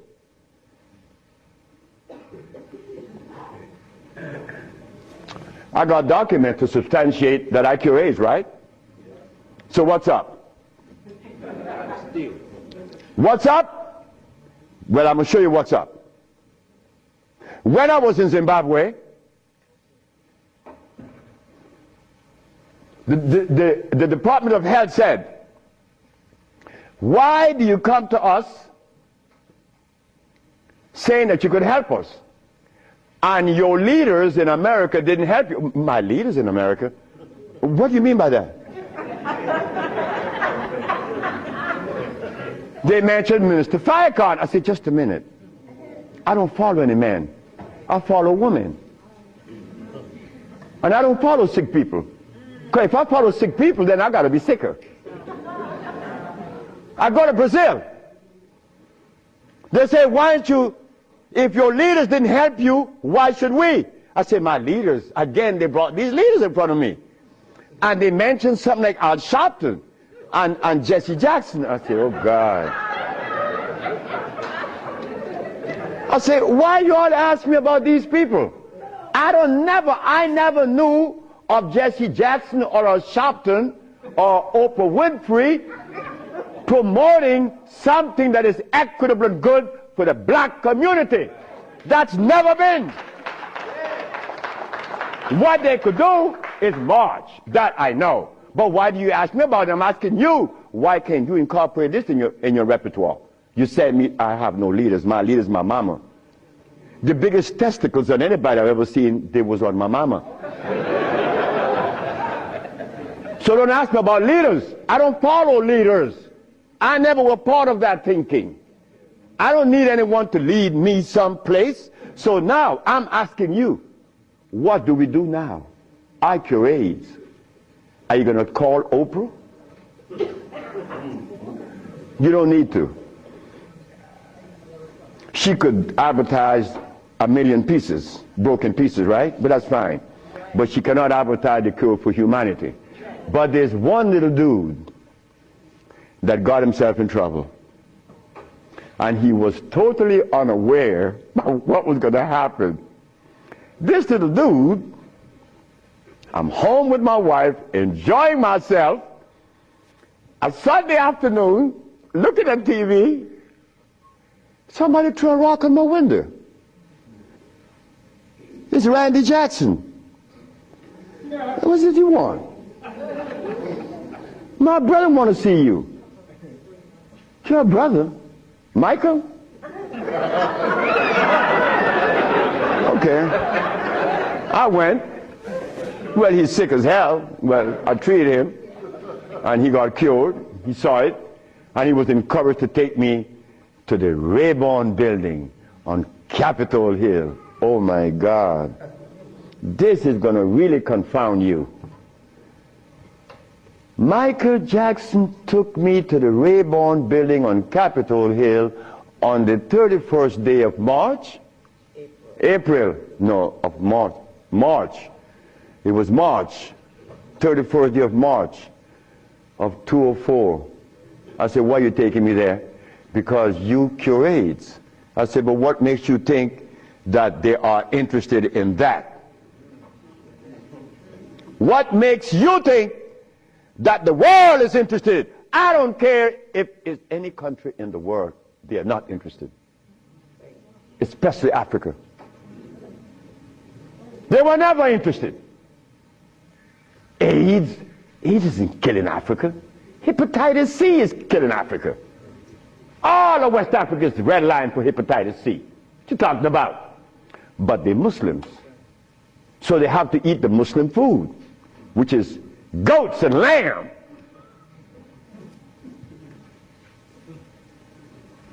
Go tell them that the Arabs played a trick on their brain. You cannot do that. Me, I remain the son of the jungle woman. The jungle woman that didn't have any clothes on. Yeah, I am her son. I stuck with her and she liberated me. You have to hear this. One morning, I woke up and I heard the music that was playing. You know how you turn your radio on and you're sleeping, but the music on the radio would influence you, and you dream that you're seeing the artist that's playing, right? You have had that happen to you. This morning, I'm listening to John Coltrane. 4 o'clock in the morning on channel 850 on the TV. I'm sleeping, and I'm hearing John Coltrane playing Interstellar Space. But then something was happening while this music was playing. I was looking at a black woman doing this from behind a tree. I woke up, and I didn't know how to interpret that dream. But then I was leaving that morning for Los Angeles. As I got to the airport, the governor was there. The governor said, "That's him. That's the man that cured Alcida of leukemia. That's the man I'm talking about." The governor had a lot of people around him. So I went. I was leaving for Los Angeles. He was leaving for the capital. He didn't know that we were going to meet that morning. So they was talking to me and asking me questions. Finally, 2 men that were standing away from me, they were white men from the United States. They came up to me and said, "Well, we have heard of your miracle cures." I said, "Sir, I don't even know what a miracle is, especially perform one. I just happen to cure leukemia. That's not a miracle. To you it may be. Because your school of thought have you to believe that curing these diseases is one great big feat. No, it's simple common sense. I'm an African. Now this is where the naked woman is going to come out. They said to me, "We have heard of your miracle cures, but have you been saved?" You see? Right there, I consider that an imposition. Why do you take the liberty to believe that I'm one of those that have accepted your philosophy that I have to be saved? I say, from what? The man politely answered and said, "From your sins, of course." I said, "Wait just a minute." I said, "You know, man, while you guys were standing over there, I said," and I looked at you both, and I said, "Two very intelligent young men. But now I have to question that." He said, "Why?" I said, "Well, because the color of my skin should have prevented you from asking me that question, have I been saved?" He said, "What does the color of your skin have to do with anything?" I say, "It has to do with everything. I am the son of a woman that was taken away from the forests of Africa. To begin with, she didn't have any clothes on. But she didn't have any alcohol. And she didn't have any prostitution. And she didn't have any supermarkets. And she didn't have a hospital. And she didn't need anything that God didn't make. And she didn't have any money. So all these things constitute sin. So my mother in the jungles was sinless. How did I become sinful? You cut it out. You stop that. We have to begin to change our diet, because this diet here of blood and starch is all we eat. That is all we eat. And then with this diet of blood and starch, which confounds the hormonal structure, we have the nerve to tell each other's brother, you were wrong. I'm wrong? I mean, where did you get that from, I'm wrong? You've been eating blood and starch and you're going to tell me I'm wrong. No. We got to stop it. Because the blood and starch is why I couldn't penetrate Africa. So, you forgot, right? I'm in the Rayborn building. Who is present? Sheila Jackson Lee from Texas, right? John Conyers, Illinois. Or Detroit? Jesse Jackson Jr. from the House of Appropriation. Our most beloved President Bush. No, we have to give him credit. And no African government ever given me the privilege to practice herbology. Bush did. Bush appropriated $5 billion to fight AIDS in Africa, right? And the African government didn't appropriate one dime. They didn't want their brother to do it for free. So Bush stands out way above there. Bush gave $5 billion, and Jesse Jackson Jr. is there. So when I go to the podium and I say, fellas, y'all don't have to look for the cure of AIDS anymore. Here it is. Jesse Jackson Jr. did this.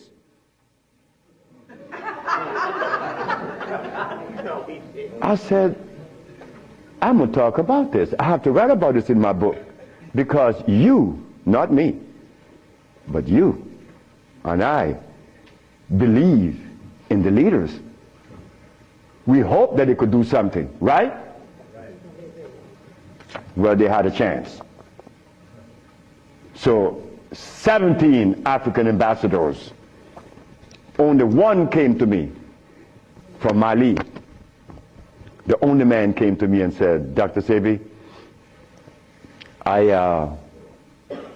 have to respect your position, and I appreciate your position.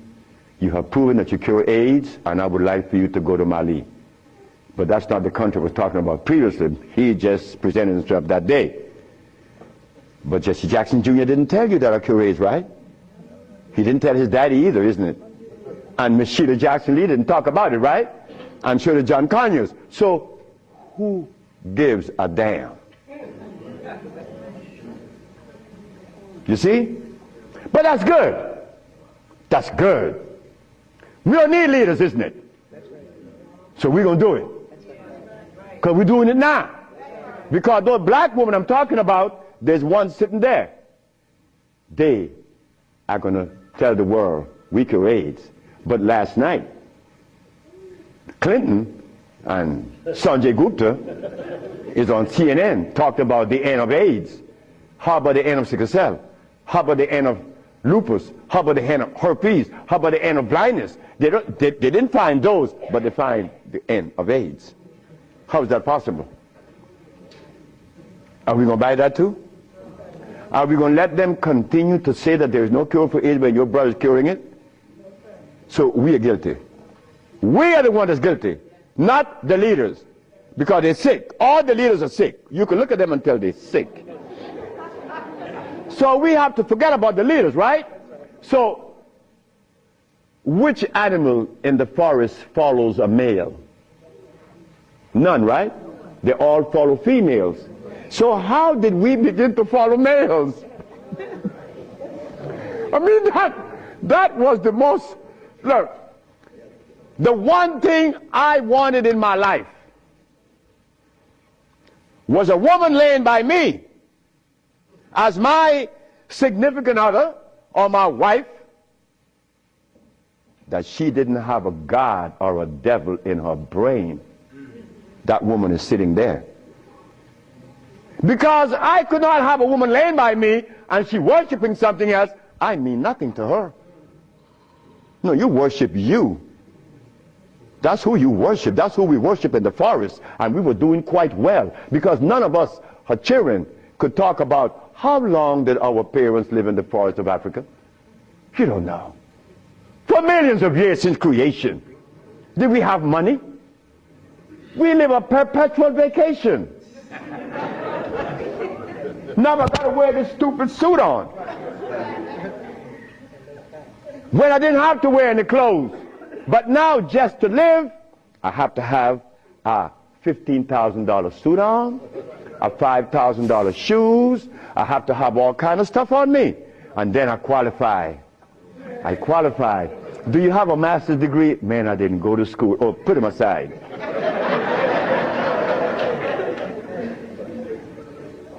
So in essence, there's no one on this planet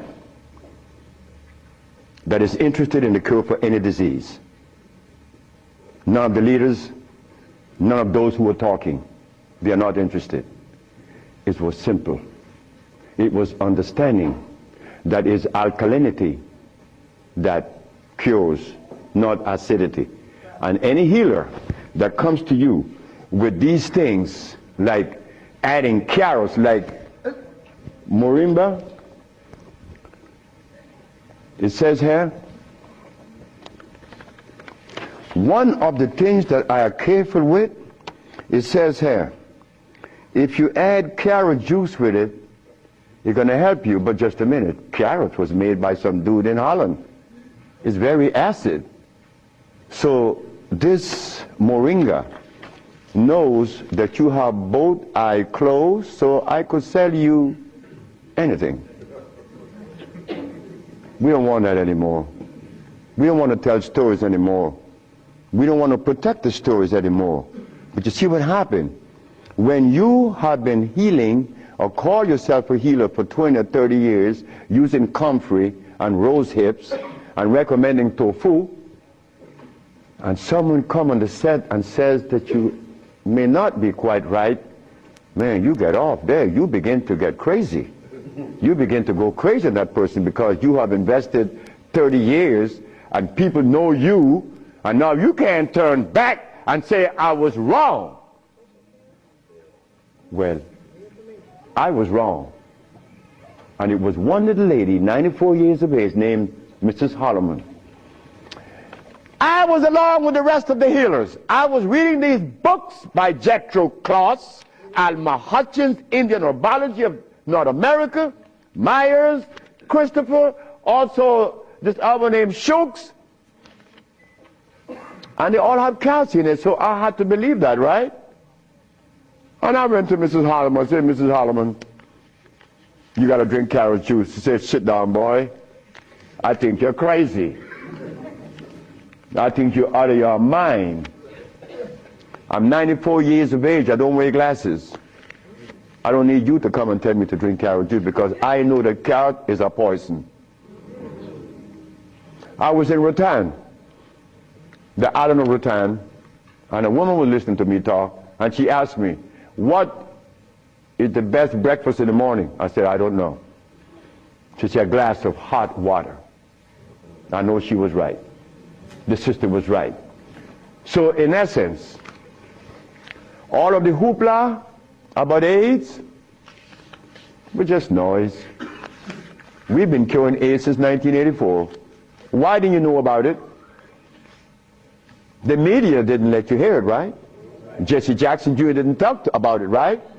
Well, I think in the book I have to mention his name because this is what's happening. They're lying to us. And we have to stop it.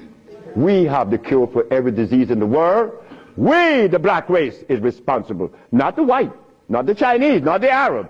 The Arab need help.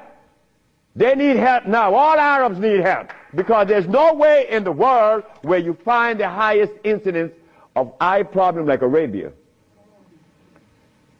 Because they eat lamb.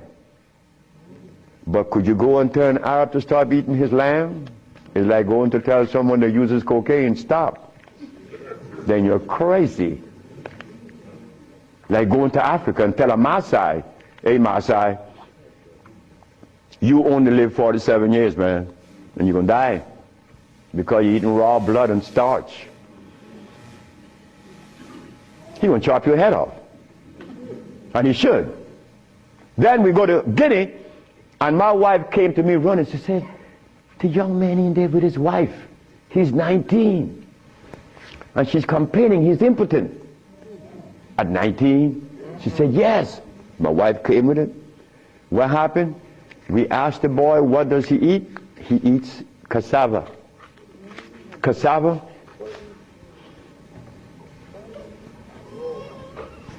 We say raw? Yes. Go to Guinea. It's a what? Cassava.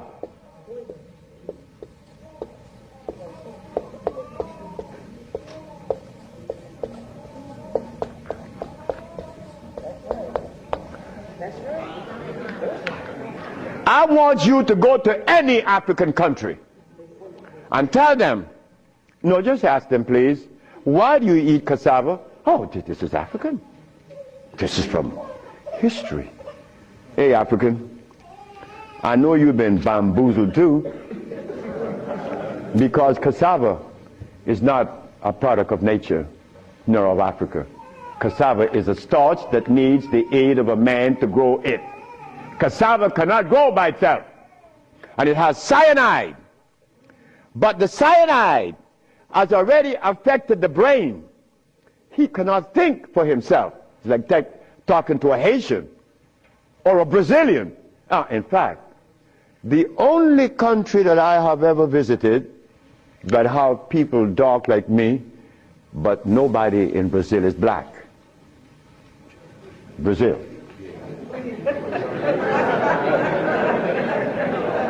If you go and research the census of Brazil, you will never find a black person in Brazil. Everybody is white.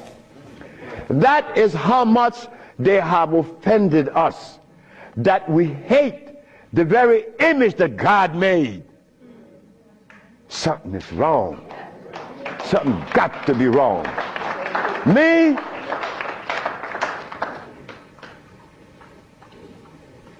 I was a very good Christian, and a very good Muslim, a very good Buddha. And I wanted to join the, well, I don't want to mention it, but anyway, I was a good everything. But what I found, that they were feeding me the wrong food, and I had to deny all of them because they feed us garbage. There isn't a religion in the world that have fed the black race in America or anywhere in the world the food that is consistent with their cellular predisposition. So if you, my religion, is feeding me the wrong food, then what is the message you are sending? It's like putting gasoline in a diesel car. You would not get to South Philly. No, you're not. It's not going to run right. But we eating starch and blood, and we want a dialogue. Dialogue based on what? I mean, come on now. We are the remnants of what world? Let us try to bring it back. We can't challenge each other's. The only thing we have to offer each other's now is love. But to get to that point, a sister told me the other day, because I made a statement in the church, a brave woman stood up and asked me, Dr. Sebi, what have you learned from the entity that you are forwarding to us now? What have you learned from it? I learned to kiss everybody's butt. And I meant that. It came out that way in the church. Well, I had to give it that way, because that is the way it came to my brain. I kiss everybody's butt. It's easy. You see, it makes it easy. When you start kicking it, somebody's going to do something to you. And when you start kissing it, they reward you. So this sister came to me, and she was very smart. She said, "Do you literally?" I said, "Drop your panties."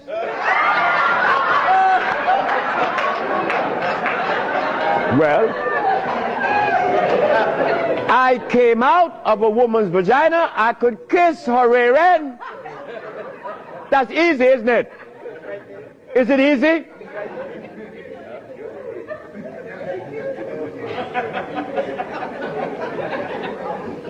See, I have no what you all call shame. I don't know what that is. I'm not serious. I'm not ashamed. I'm not a man. I'm a male. Beyond that, I don't know. You guys are men. I'm a male. I stay there. It's easy. So, brothers and sisters, look. The deal is this. We have the cure for AIDS.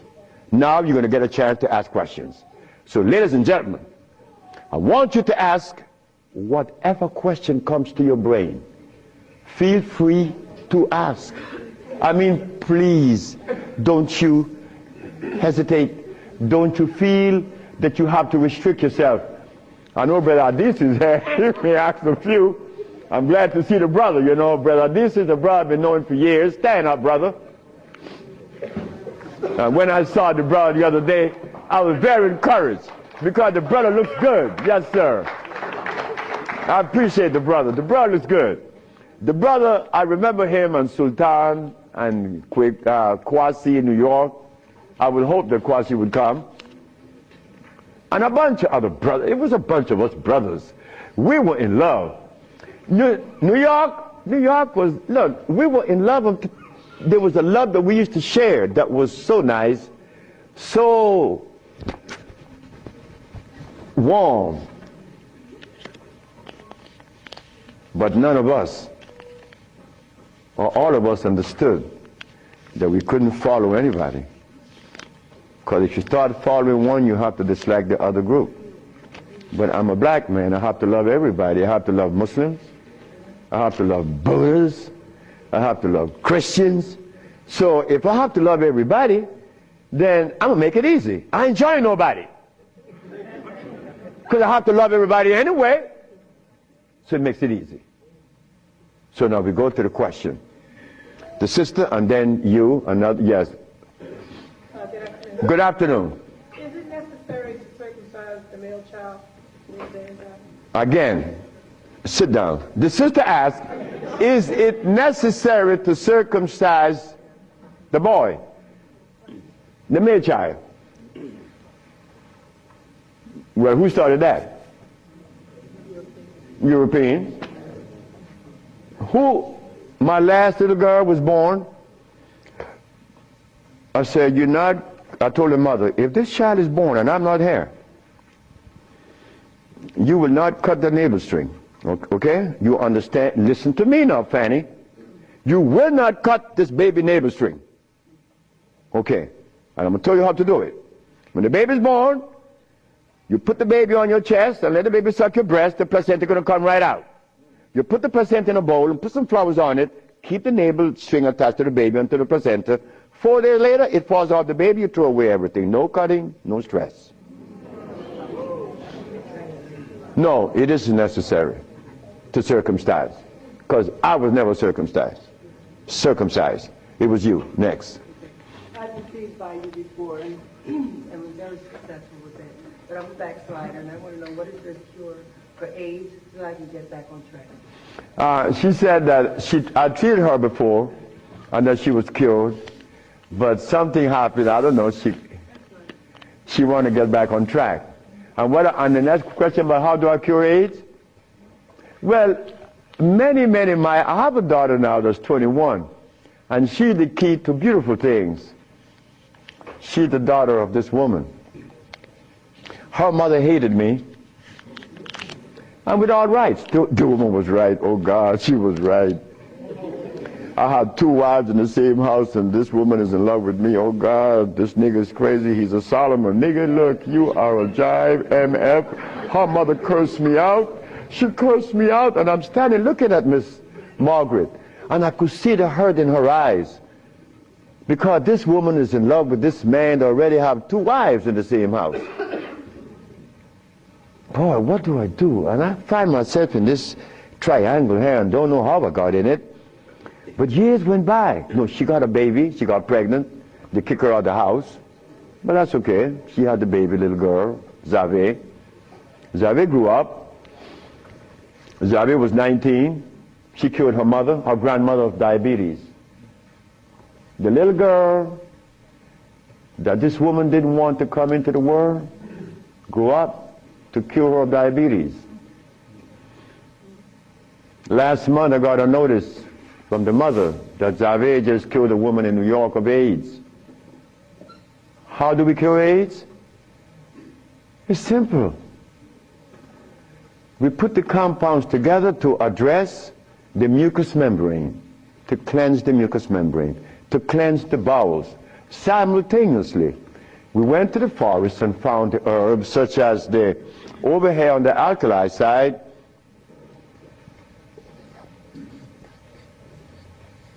sarsaparilla is an herb that has the highest concentrate of iron. Fluorine, iron. Guaco, that is a plant that has, I thought I had a stick with me because I'm always chewing on it. This is guaco. Guaco is a plant that would definitely strengthen the immune system because it is iron again. But it has potassium iodide, no, potassium phosphate, not iodide. Iodide comes from the ocean. Kankansa, that's an African plant. Kankansa is an African plant. This plant has one of the highest concentrate of what? Potassium phosphate. Those are just few of the plants. We use about 40 some odd plants to cleanse the body, strengthen the immune system, and electrify the system, because you want to electrify the body. That's how simple we cure AIDS. We cure AIDS. We don't treat AIDS. This thing here says that, Moringa said, and they keep repeating it, that they uses it with the belief that it's going to cure. They think, oh no, we got to stop talking like that. We cure. That's how we got to start talking. If you don't cure, get out of the way. Because you're lying to people. Next question. The brother. Peace and blessing. I'm really enjoying your lecture, and my question is, when you see a client, what's your thought process? When I see a client, my thought process, I already know what the brother needs. Like the Mexican knew what I needed. The Mexican said, you're dying because you have disobeyed. Without, unconsciously you disobeyed. So when a brother comes to me, I already know what the brother needs. I don't need to go into a whole bunch of scientific jargons and intimidating the brother by putting light in his eyes, iridology.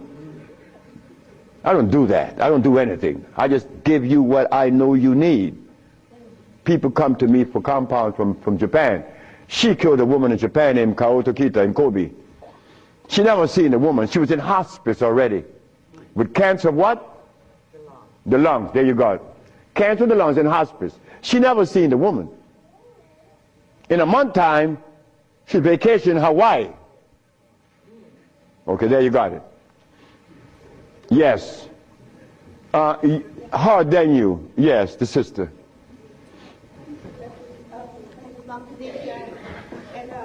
I have a sister she was diagnosed with Alzheimer's, and she's been in my care for 2 years.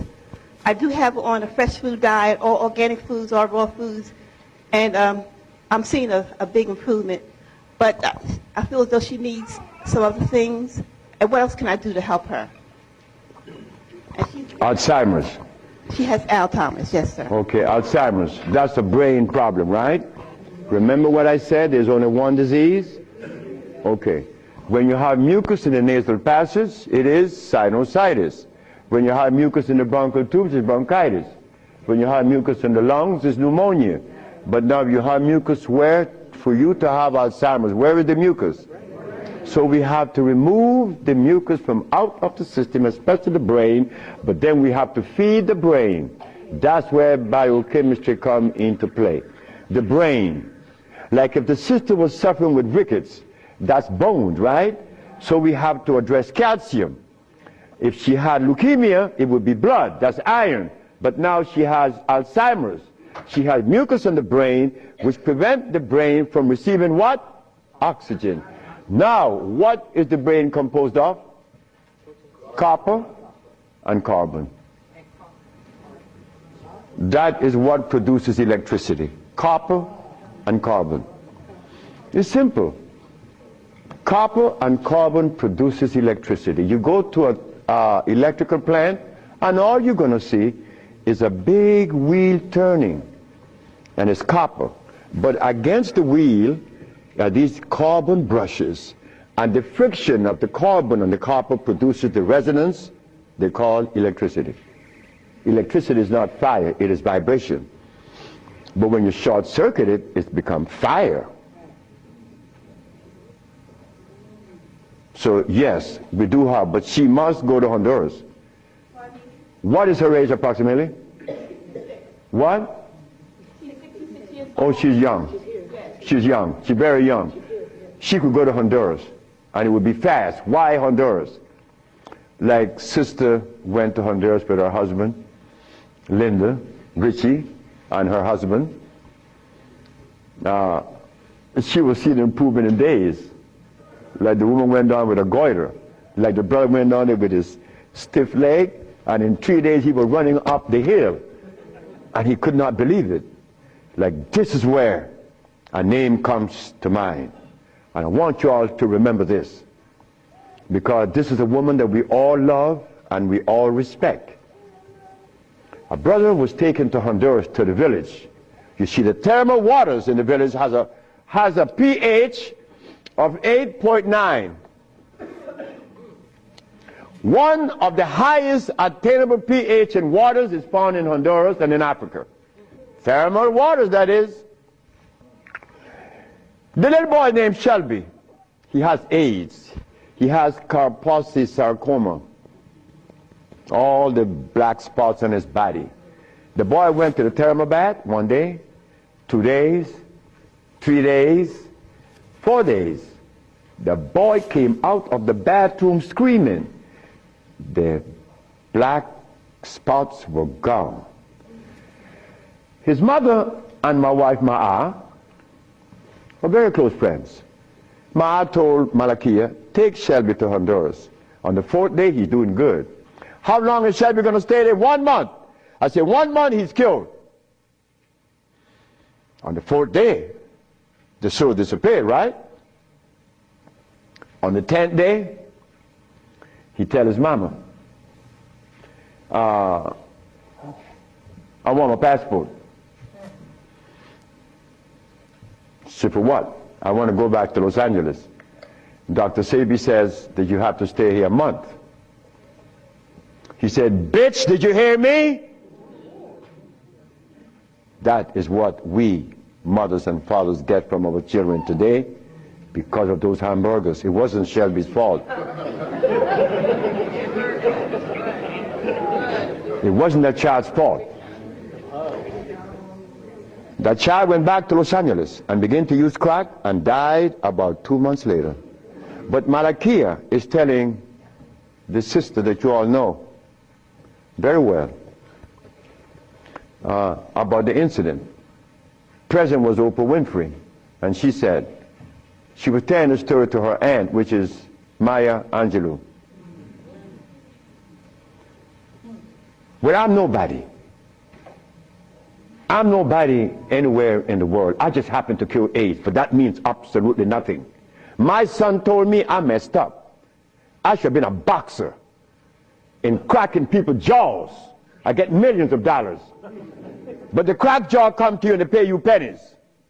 So you are nobody, daddy. In this world of today, curing AIDS or any disease means absolutely nothing.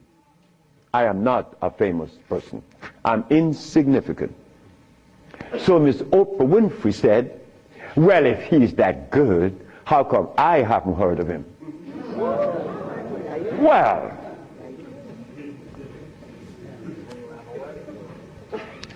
I'm not famous. Oprah. Oh.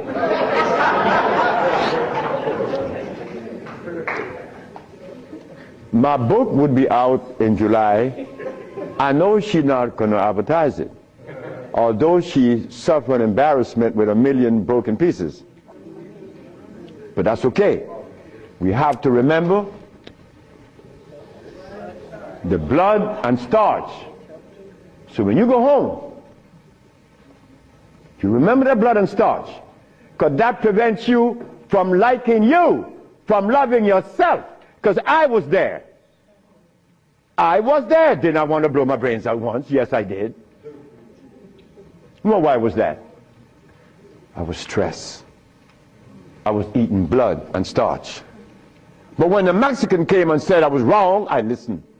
And here I am, 42 years later. Do you see the benefits of this? A Mexican came to rescue me, to rescue you. So we cannot. But wait, the other part of it is Africa. There isn't an African country that I could go and practice herbology. But why did Bush, who all of us think, or most of us think the man is bad, how come I could practice herbology in the United States? You got power over him. That's why. I don't have any power. No, I don't. Because I don't even know what power is. I just know what's mine. That's all. I know what's mine and what's yours, what's ours.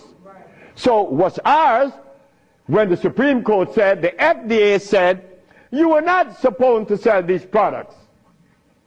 Exhibit A. The FDA said, what? That I'm not supposed to sell my products? Well, maybe the FDA knows the food that is consistent with the African cellular predisposition. Because when they removed us from Africa, they didn't bring our food with us. Maybe the FDA knows about these foods. Could you tell us, please, Mr. FDA? But when the FDA talks, we get scared. Scared of what? They're not God. You understand me? No, I don't have any power over nobody. I don't want that. If you know what I like to do, you will know I don't want any power.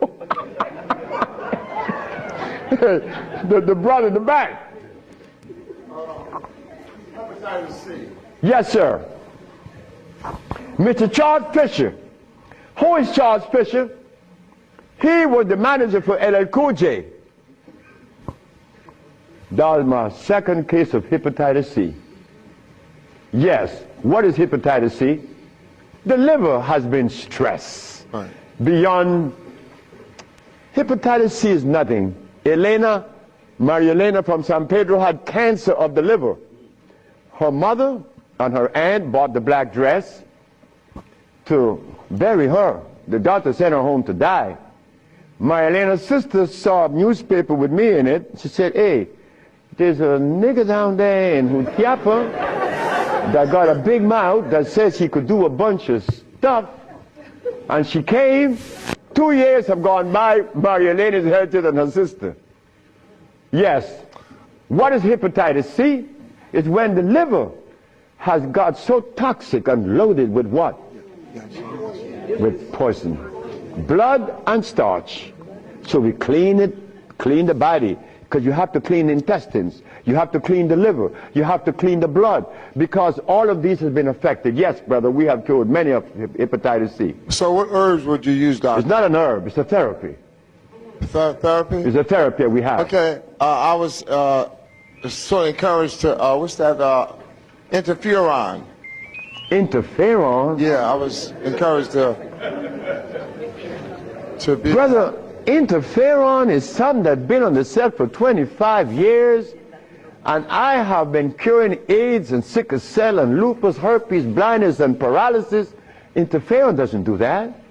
Interferon is a chemical that is derived from the penis of a brother. You know that, right?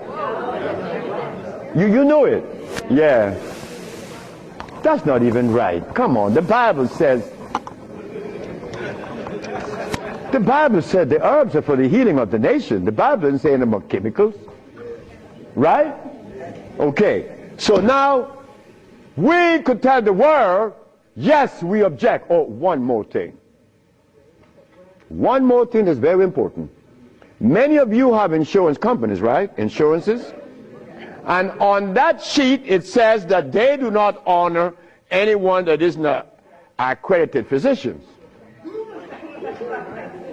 Meaning that you are compelled to go to see a physician to give you his chemicals.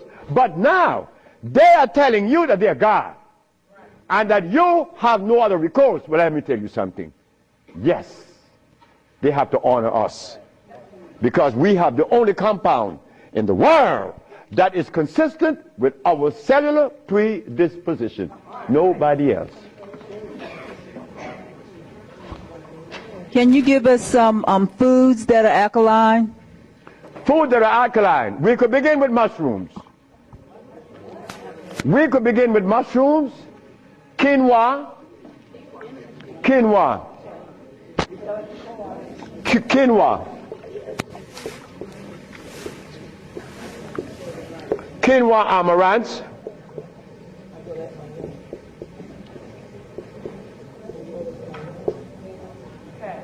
mushrooms,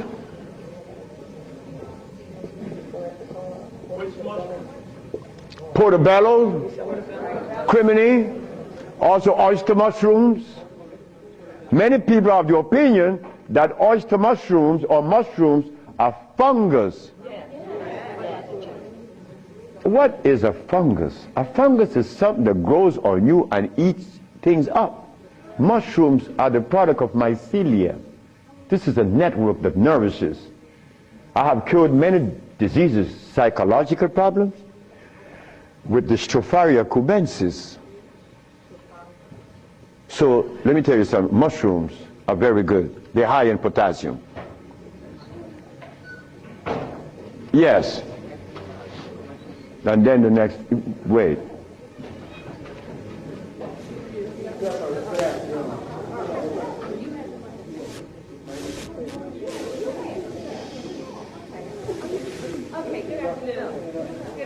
Good afternoon, ma'am.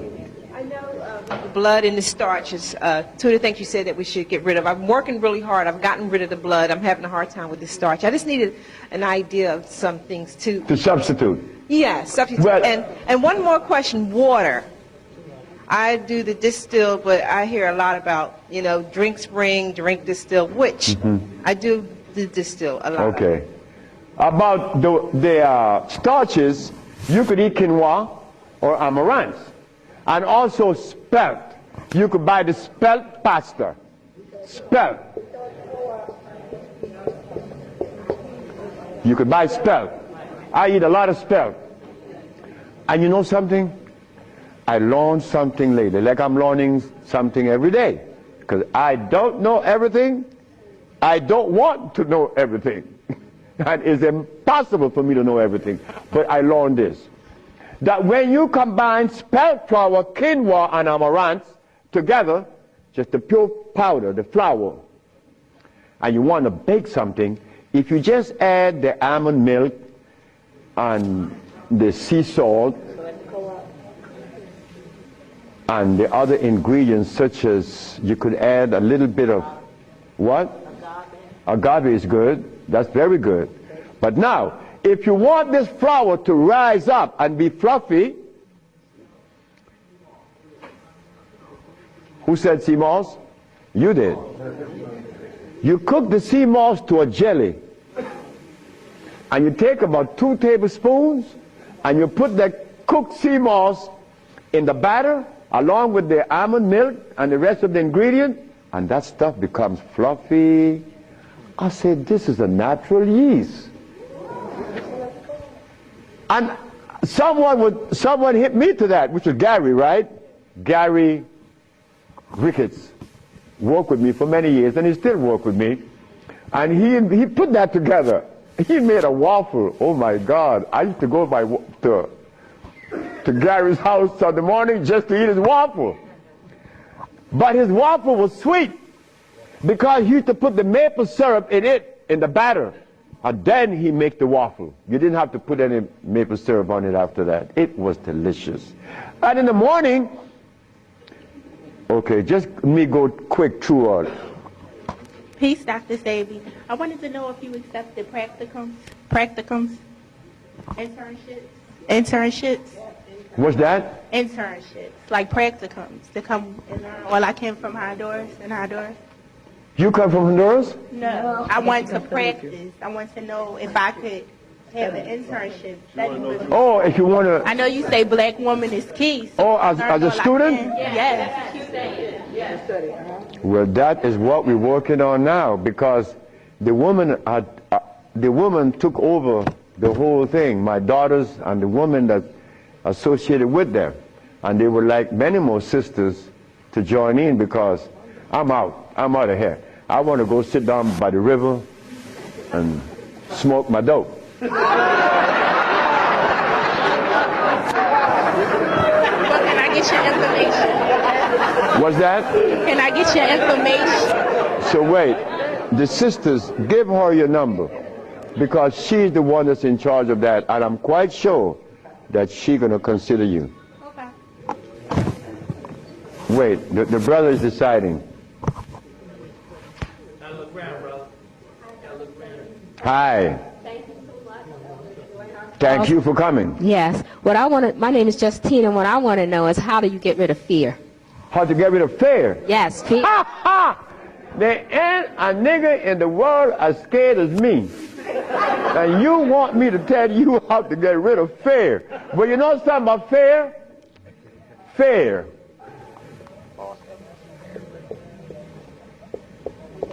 Fear is a natural occurrence. You don't get rid of fear. You understand fear. You don't get rid of it, because fear is necessary. But you don't let fear control you, right? Because it would paralyze you. Fear would prevent you from opening the door where there's a great, big, beautiful tomorrow. Fear, you see, when I was insane, to a greater extent than I am now, I was placed in a psychiatric ward in New Jersey. And they were right. But what they didn't know, that I was aware that I was sick. I was also aware that I would not take any of anything that they gave me in that hospital. But there was a man that, you know the swinging doors, right? A swinging door is a door that opens both ways, and you're going to swing it. And every time he came to his door to go inside his room, he used to stand there. And he could never open that door. I used to go by and swing the door, and he'd go in and say, "Thank you, man." Why couldn't he open that door? Fear. But once you open the door and you see this great big thing, fear is gone. A bright tomorrow, hey, I'm no longer in fear. But then comes another one that's going to trick you.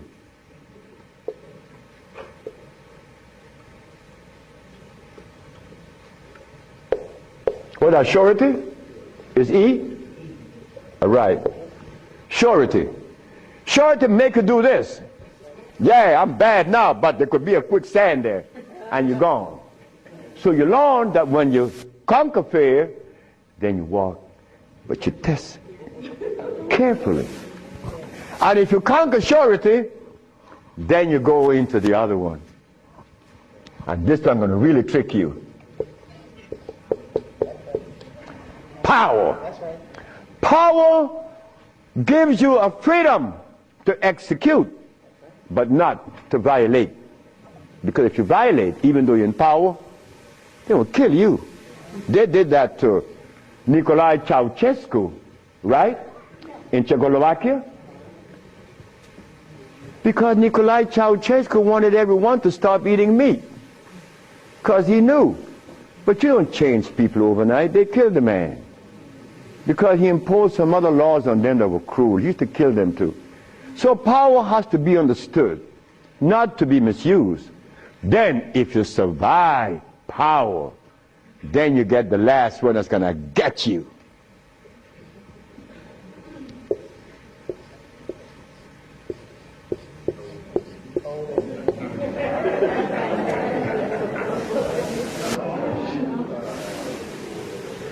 So you see, it's all about peace.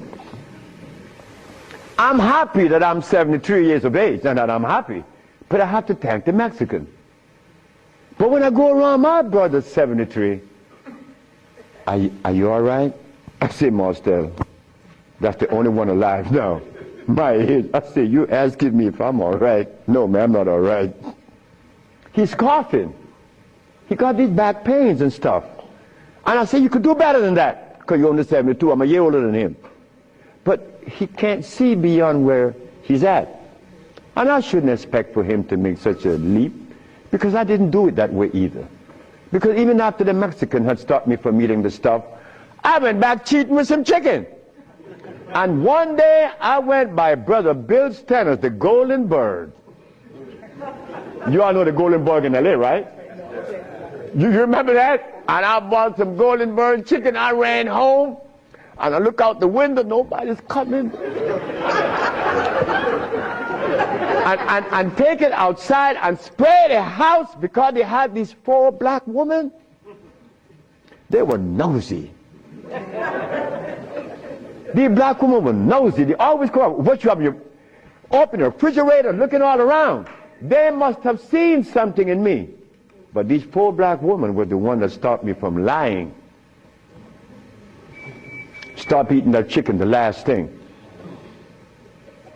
But here I am. And I'm happy to say that here I am. Because I want all my brothers to say, here I am, at 80 or 90. Because the man that healed me was 94, and he had 2 wives in Mexico. He was healthy, wore no glasses, and he was always laughing. He said, look, before you leave, remember this. Never you socialize with people that are serious.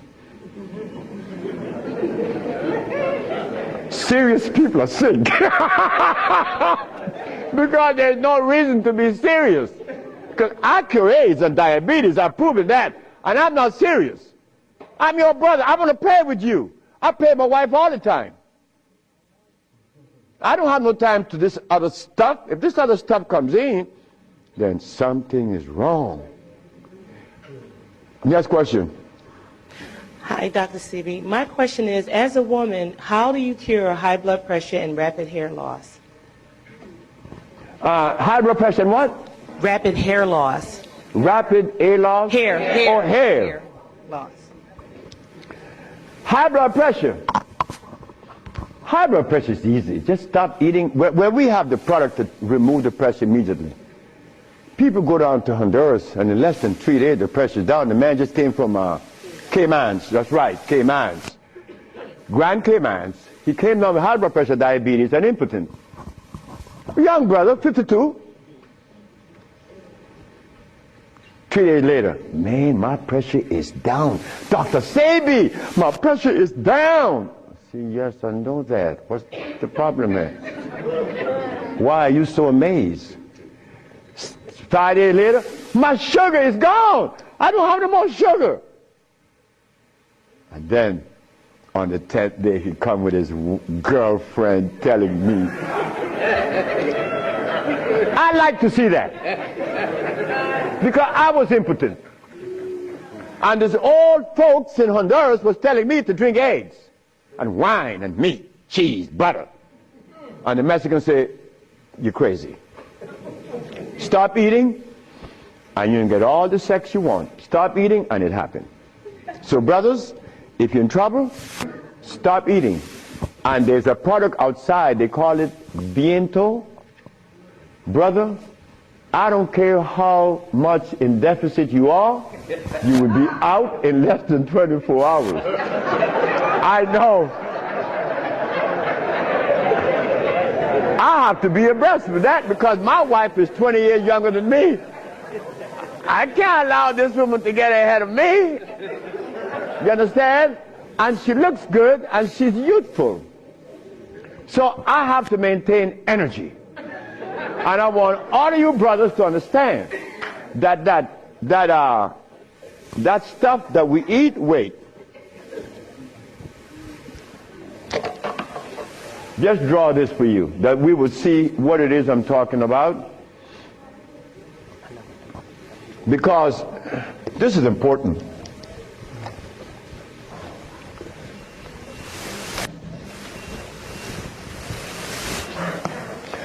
I recorded a man from the age of 15. I saw his life because I was a curious boy. Remember, I'm the boy that didn't go to school. So I was looking at things that the schoolboy wasn't looking at or seeing. This man named Brindley, he was in his 20s. I was 21, he was 25, 4 years older than me. And he was the dude, a woman's man. But when I was in my 40s and I went back to Honduras, Brindley was 46, I was 41. And Brindley was like, yeah, man. Yeah. Yeah. His wife gone. She's a seamstress. She's gone a long time. But when he was young, he had every woman in the world. I said, Brindley, what happened? Man, you know, I'm old now. I said, hey, nigga, you're 46. I'm 41. There again, what is old? What is old? Old is when you get to my age, 73, nigga, you old. Sure, I'm old. If I had a big belly on me, and I wore these glasses, and I was hooked up to a machine, and no woman want an old sick man beside her. So brothers, look, stop eating blood. Because when you get to my age, you want to be healthy. You want to be playing with her, right? Sure you do. Why not? She's your companion. You want to play and laugh with this woman. Brindley couldn't. Why? You see, this stuff right here.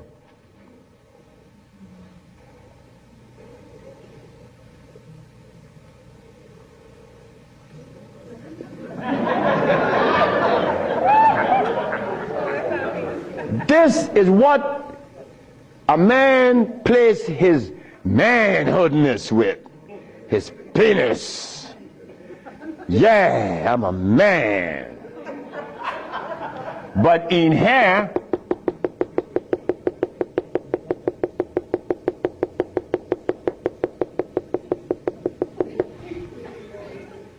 to keep this penis erected, these little orifices, they call veins and the rest, has to be open for the blood to flow, or else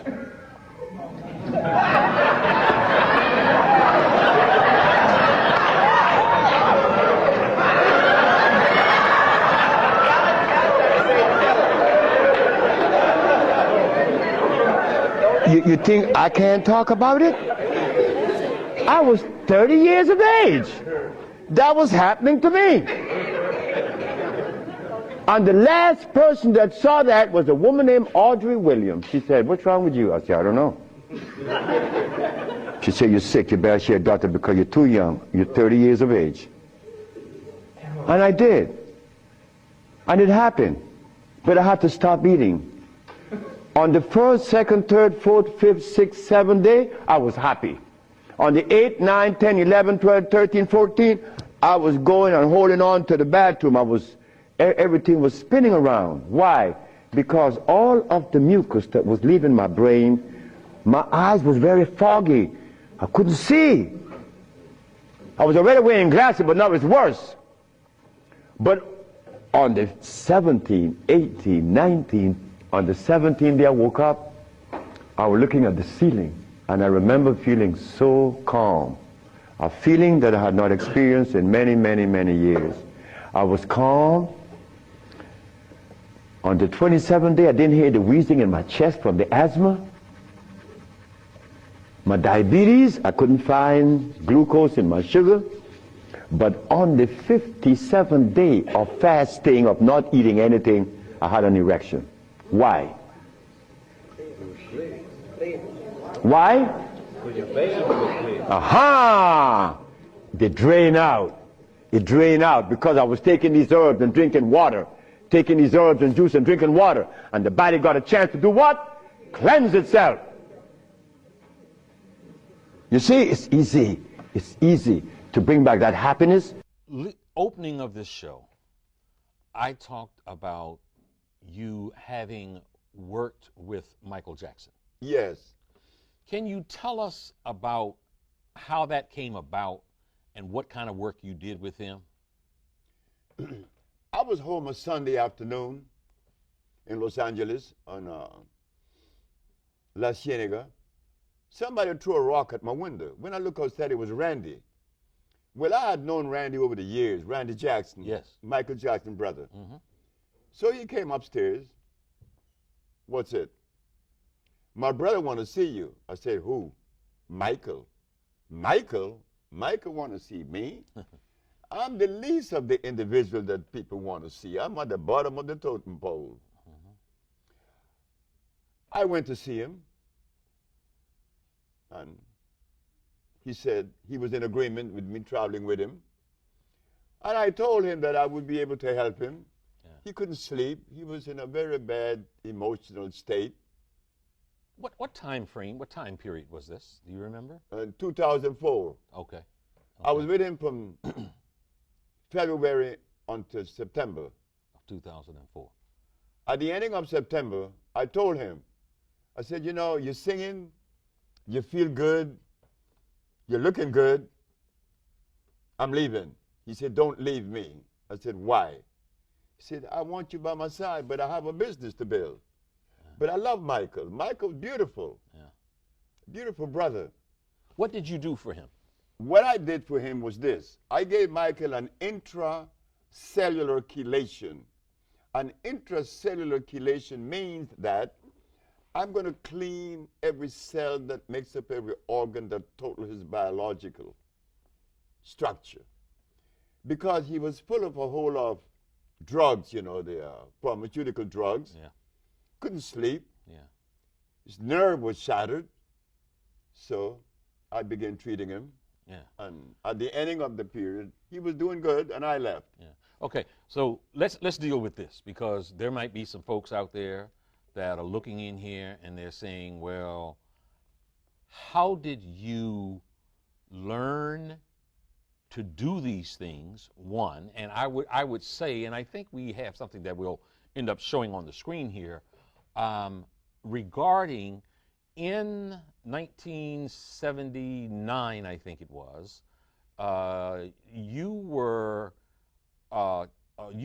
charged in New York City with practicing medicine without a license. You were ultimately charged, indicted, and taken before the New York Supreme Court. And I would advise my viewers who might be questioning your authenticity that you won that case. Now, so the charge was practicing medicine without a license and claiming that you had a remedy to cure AIDS, cancer, and diabetes. So the question is, how did you win that case against what some people say are the toughest prosecutors in the land? Well, it was 1987. 87, not 79, 87. The 10th of February. Okay. My mother knew they were coming. When I told my mama that I had cured my 13 AIDS patient, she said, they're gonna get you. They're gonna get you. So let me stop you there. You said I cured my 13 AIDS patients. Yeah. So you had 13 patients, yeah, who had AIDS. Yeah. And then you say you cured them. Sure. Keep talking. So my mother said, they're going to get you. I said, but Mom, why are they going to get me? Because you must remember that you live in a society that supports a certain philosophy and a certain system. You being the color that you are, black, and then you're going against the grain, they're going to get you. So when I'm in my office on February the 10th, here come the detectives. You are charged with practicing medicine without a license, selling product not approved by the FDA, and claiming to cure AIDS and other diseases. Mm-hmm. I said, yes. Well, you are making a fraudulent claim. Mm-hmm. I asked the detective, how do you know that? Because you were advertising in newspapers. Of course. I advertised in the Village Voice, the Amsterdam News, and the New York Post. And you were telling people through your advertising that you can cure AIDS, sickle cell, lupus, herpes, blindness, diabetes, paralysis, and others. Okay, so they come knocking on the door and So knocked on my door and took me to jail. But the funny thing about it, I was happy. I was very, very, extremely happy. When everybody in my office was crying, I was happy because my mama told me they were coming. And I knew that I had sufficient evidence to prove my position, not only scientifically, empirically, historically, and whatever way they would desire. So while I was in jail, I'm saying, I wonder what defense they would have against me. Yeah. I would like to know. But I didn't blame the Attorney General, Mr. Robert Abrams, because why should he accept from me the statement that I cure AIDS and sickle cell and blindness when no one else has ever made those claims? The man had a right to arrest me, but he was making a mistake. So I'm sitting in jail, and I'm happy. When I got out of jail and when I went in front of the judge, I asked 3 questions. And they were? They were, Your Honor. You defended yourself? Of course I did. Okay. Your Honor, is it a fact that the Holy Bible teaches that the herbs are for the healing of the nations? She said, yes. Is it a fact that science shows that the human body is carbon-based, and to complement a carbon-based body, you must have a carbon-based substance to complement it, because the body only accepts the substance through the process of chemical affinity. Chemical affinity is important. It's an electrical transfer. Chemical affinity. Okay. The body could only accept what it is made of, not something new or alien to it. Last question.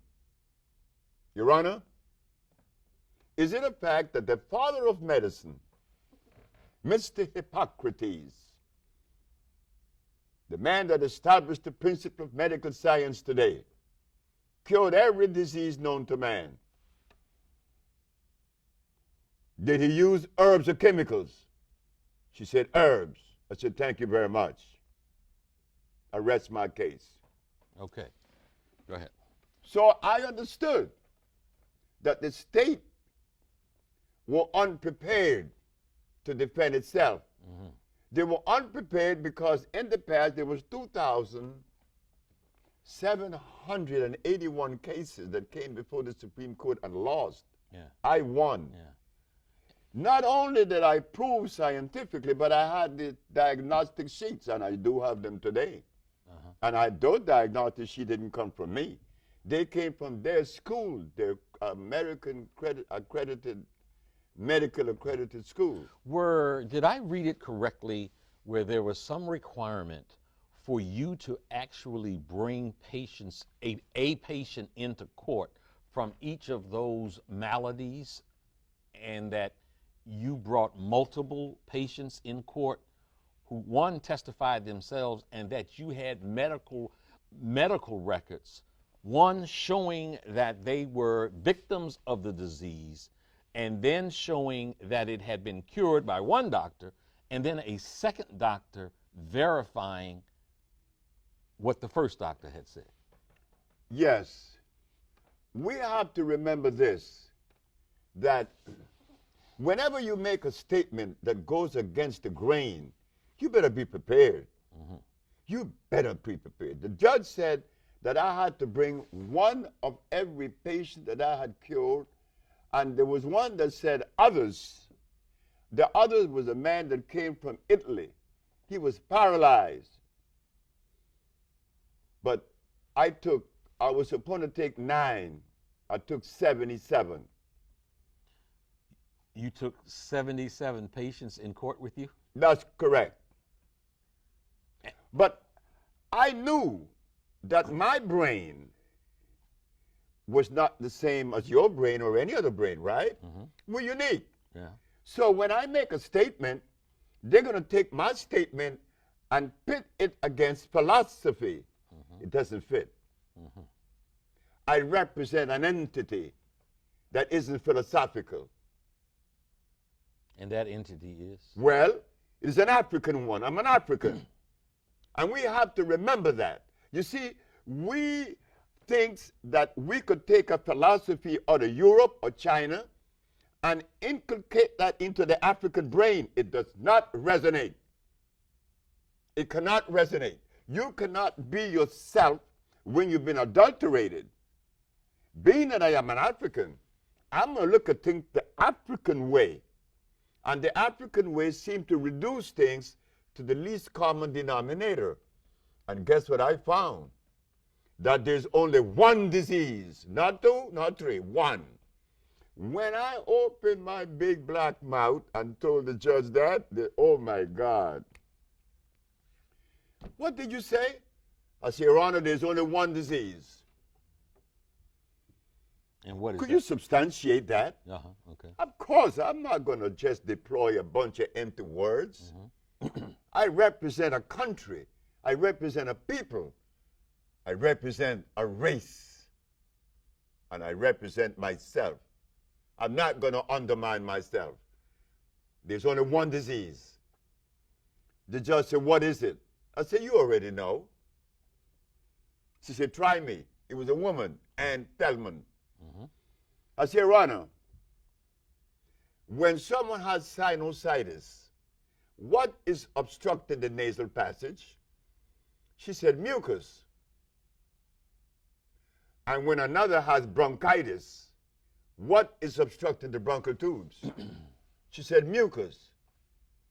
And when another has pneumonia, what's covering the cells of the lungs? She said, mucus.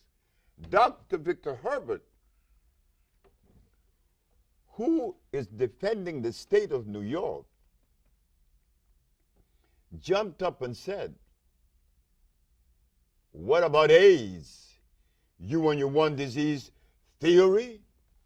I said, Your Honor, this doctor is saying that I believe in a theory. I am the last individual on earth that could believe in a theory. I do not lend myself to theories or philosophy. Either I know or I don't know. Okay. He's talking about theories. Yeah. You talking about the real deal. I'm talking about reality, not theories, not philosophy. So please share with this. So she said, and what about AIDS? Yeah. I said, well, he asked about what about AIDS? He want to know where the mucus. I said, Your Honor, have you been to an AIDS ward? She said, yes. I said, what is it that the AIDS spits up every 5 minutes? She said, mucus. Where is the mucus? It's in the skin, it's in the blood, and the lymphatic system that makes up the immunological system. That is where you find the mucus, Mr. Victor Herbert. How could you agree with, how could you disagree with truth? You see, what happened, I didn't go to school. I have never been to school. I have never attended any school, kindergarten, grade school, high school, or anything. But I had parents that kept me anchored to the African way, not to the Chinese way, not to the European way, not to the Japanese way. I am an African. Were your patients all of color? No, no. I have patients that are white. I have more white patients than I have black.